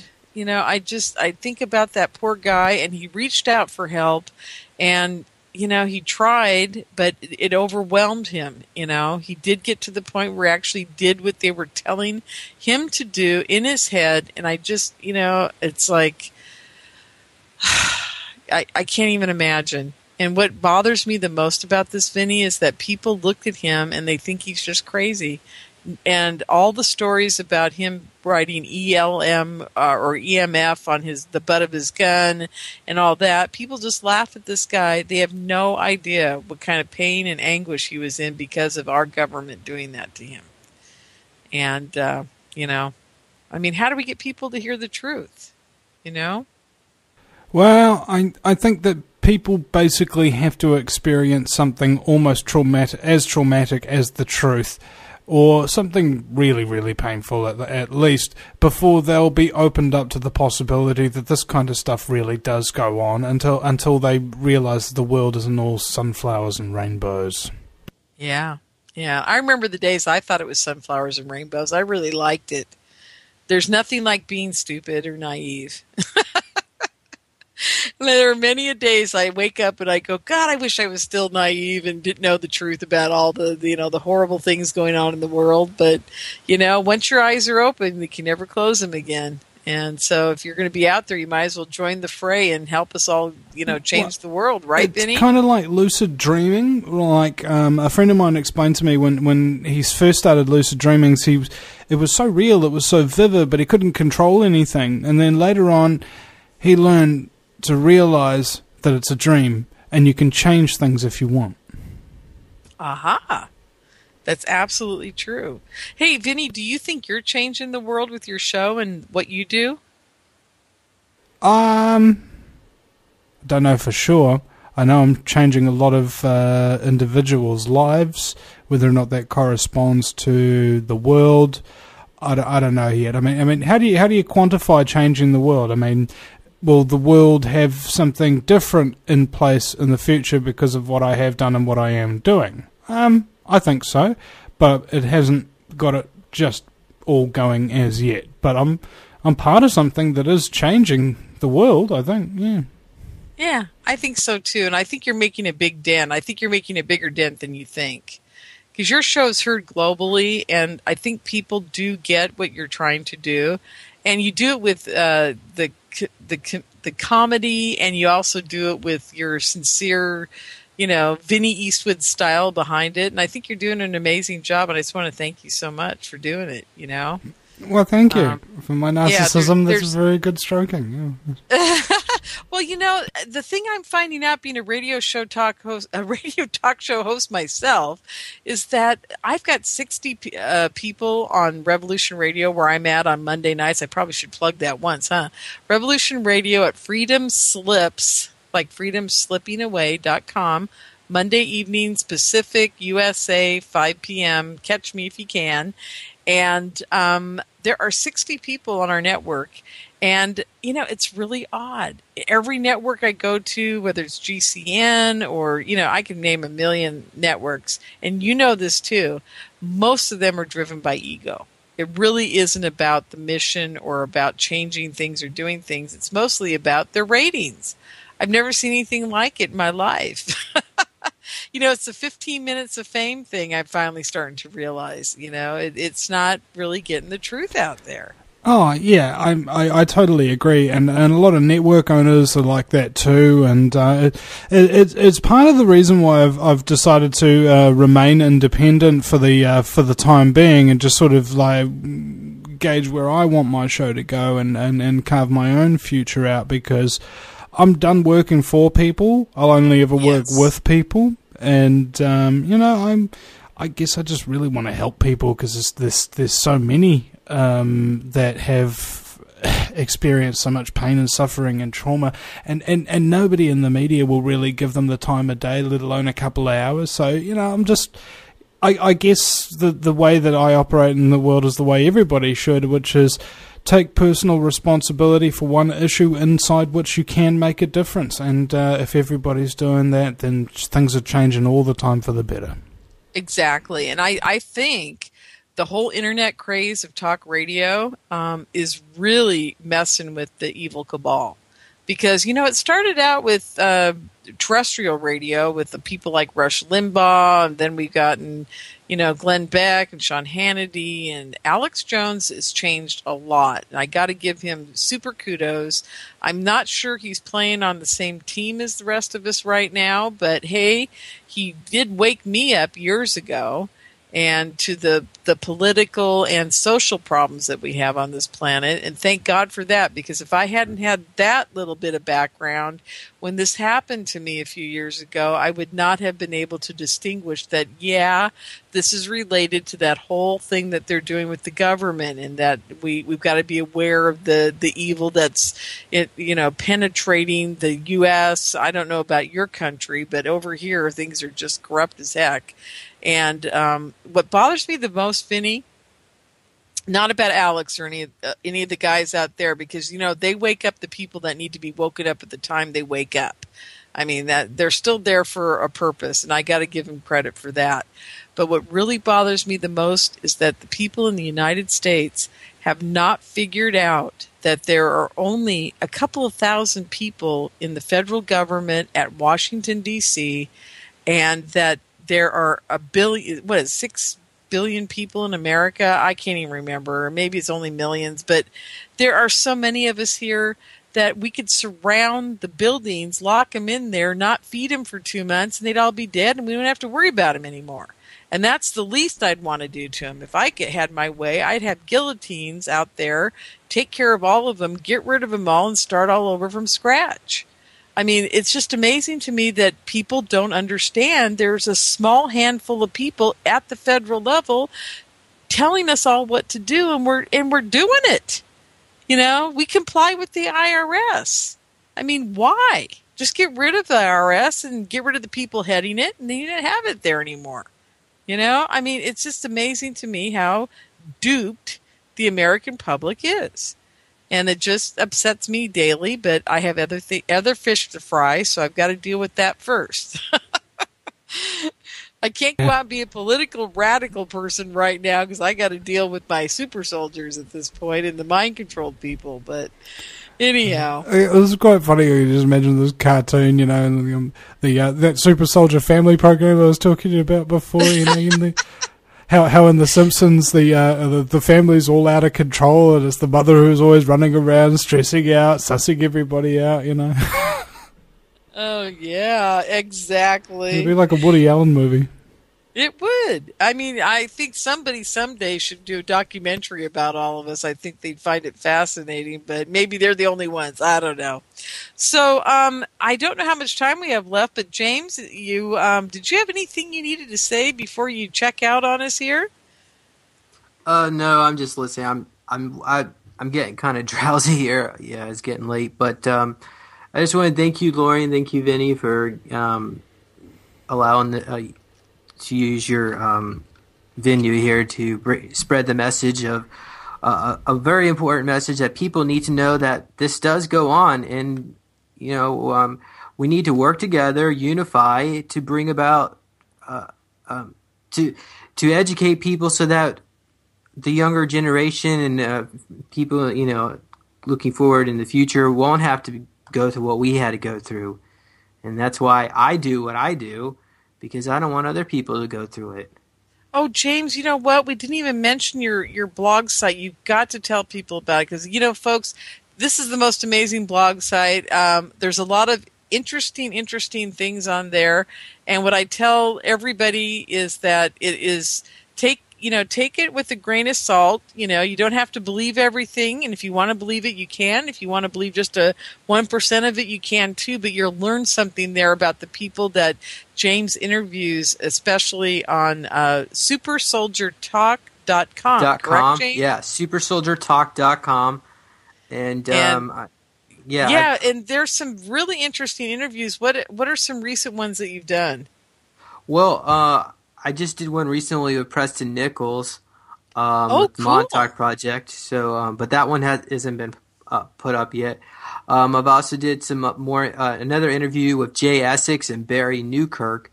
Barry was allegedly Tesla in his past life, and so I was drilling him a bunch of questions and what he think happened and all that.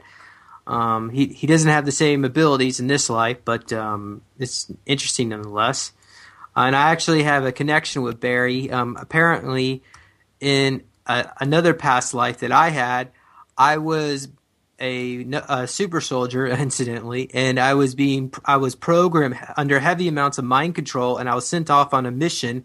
And I went to this village where it was another planet where Barry and his family was, and I exterminated his family. So, but I think he forgives me because I was under mind control and I didn't really have a choice in the matter. But anyhow, it's just a little interesting story there. It's always fascinating to me about past life regression. I always find that extremely intriguing.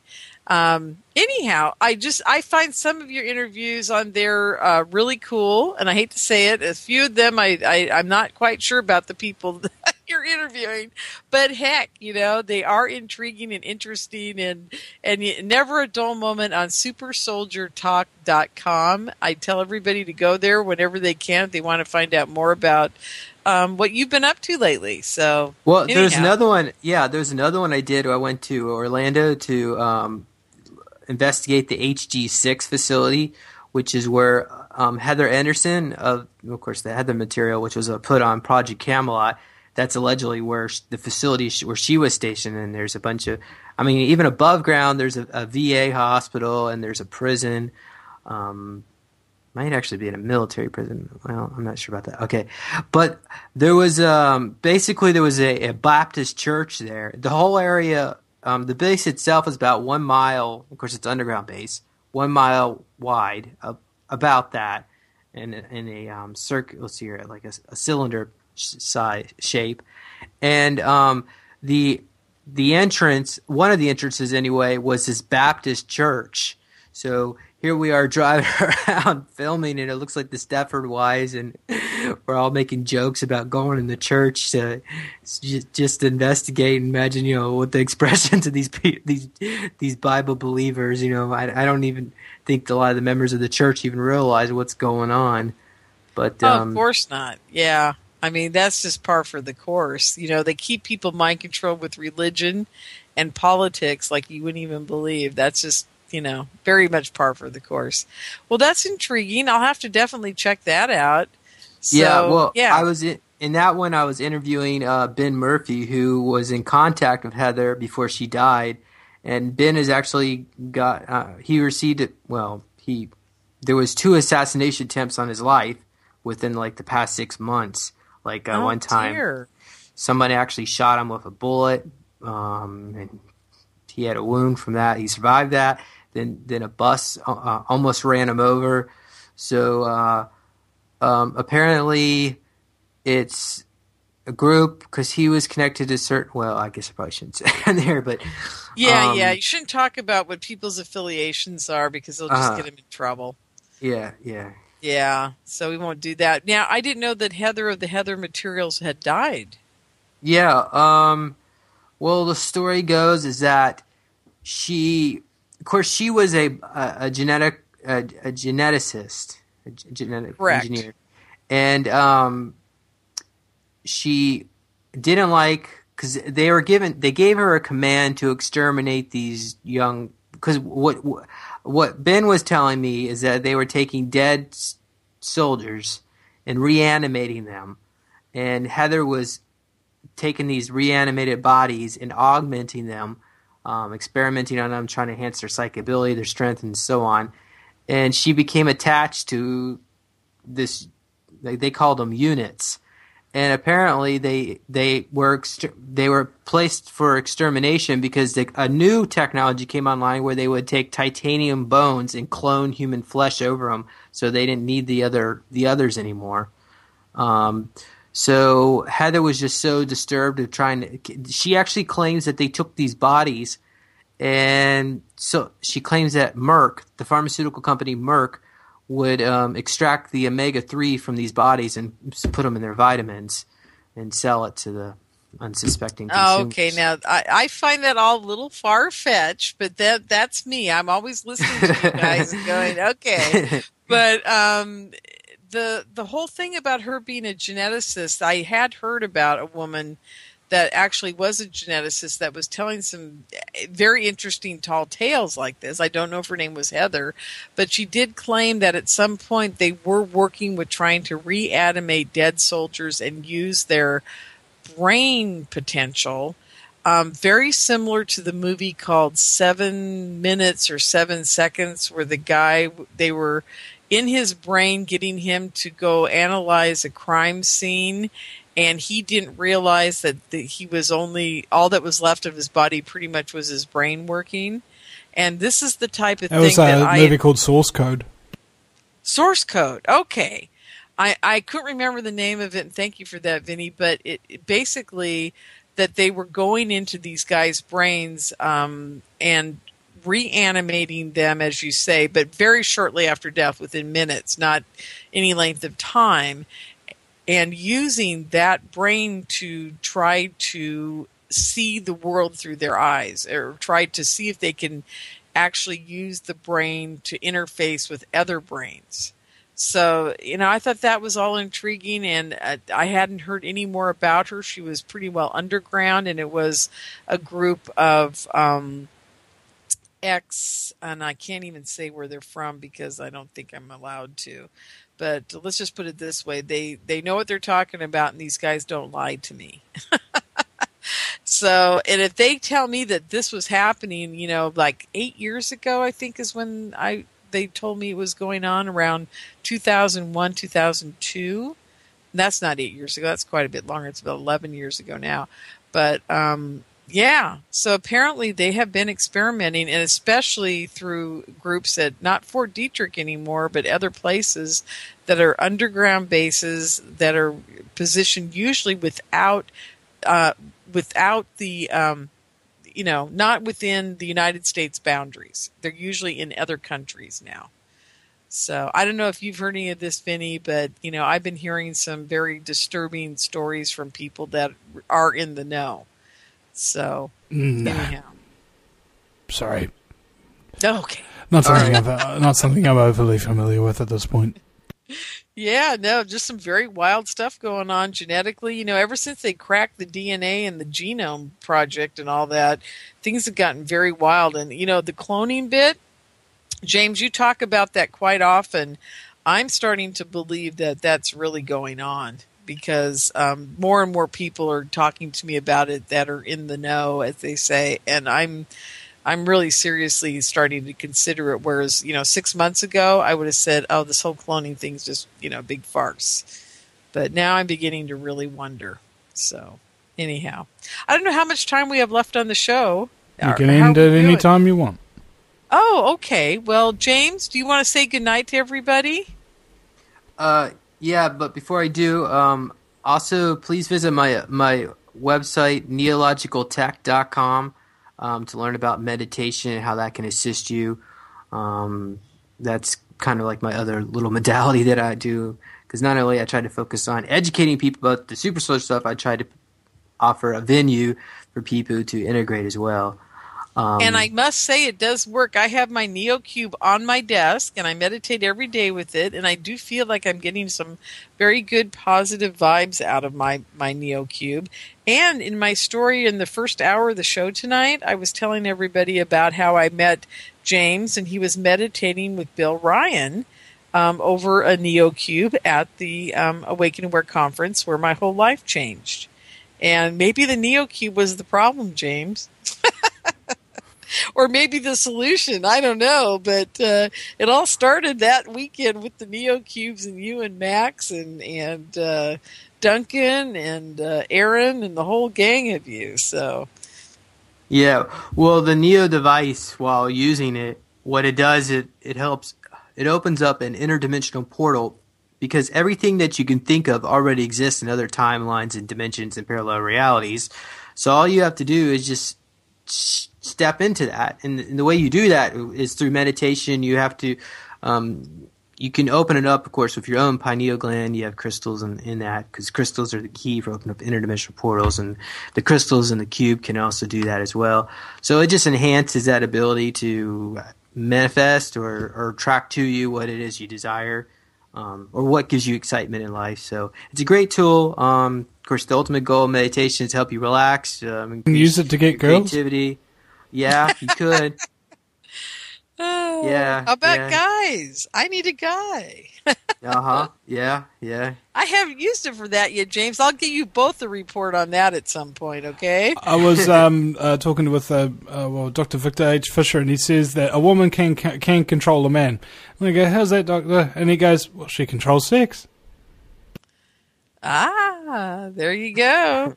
There you go. That's the answer to the universe right there. I just made everything really uncomfortable just then, didn't I?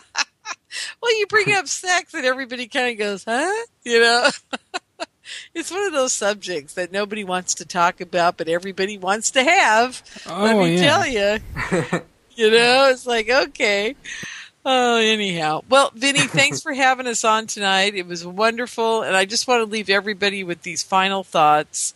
You know, I may be crazy. This all may not be true, but I am a pretty grounded person, and I got to tell you, things have really rocked and rolled for me for the last 2.5, 3 years. And when you're 53, when this kind of thing starts happening to you, it makes you really question that it's got to be something going on. There has to be something going on, because I spent my whole life working. You know, I was an administrative director for a very large nonprofit in California. I've done work for Salesforce.com. I've done work for, I've been entrenched in the real world.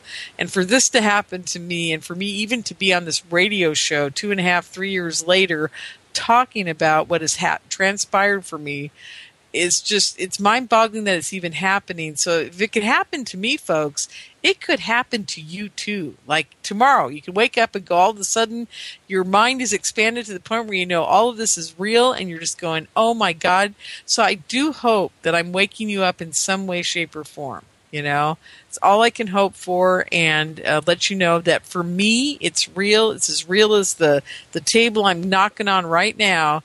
And boy, I hope that everybody out there realizes that we have a battle on our hands, and it is truly for your soul. It's against the evil that runs this world. And the real key to it all in the end, which I didn't even get to tonight, is that love, and love of everybody around you, and love of the universe is truly going to be the answer to our salvation. And maybe on another show at another time, we'll get into all that. But that's it for me. So. Oh, that was a lot better than an awkward sexual reference. Thank you. Right? Well, thank you, Vinny. I really appreciate it. And James, thanks for coming on with me tonight. I really love it. Yeah, so thank you. Right. Okay, now, ladies and gentlemen, thank you very much as well to you for listening to this little super soldier discussion-y thingy. What exactly do you call it? Who cares what you call it? It is what it is. And this is a listener-supported broadcast as well. So for broadcasts like this, where these people are able to come on and tell in the fullness their stories on a long-form interview format, please go to thevinnieeastwoodshow.com and start up a wee automatic payment, perhaps, because I'm always consistently getting on really amazing people who talk about some really amazing Shiite Muslim. Thank you very much for listening, and we'll see you again sometime, folks.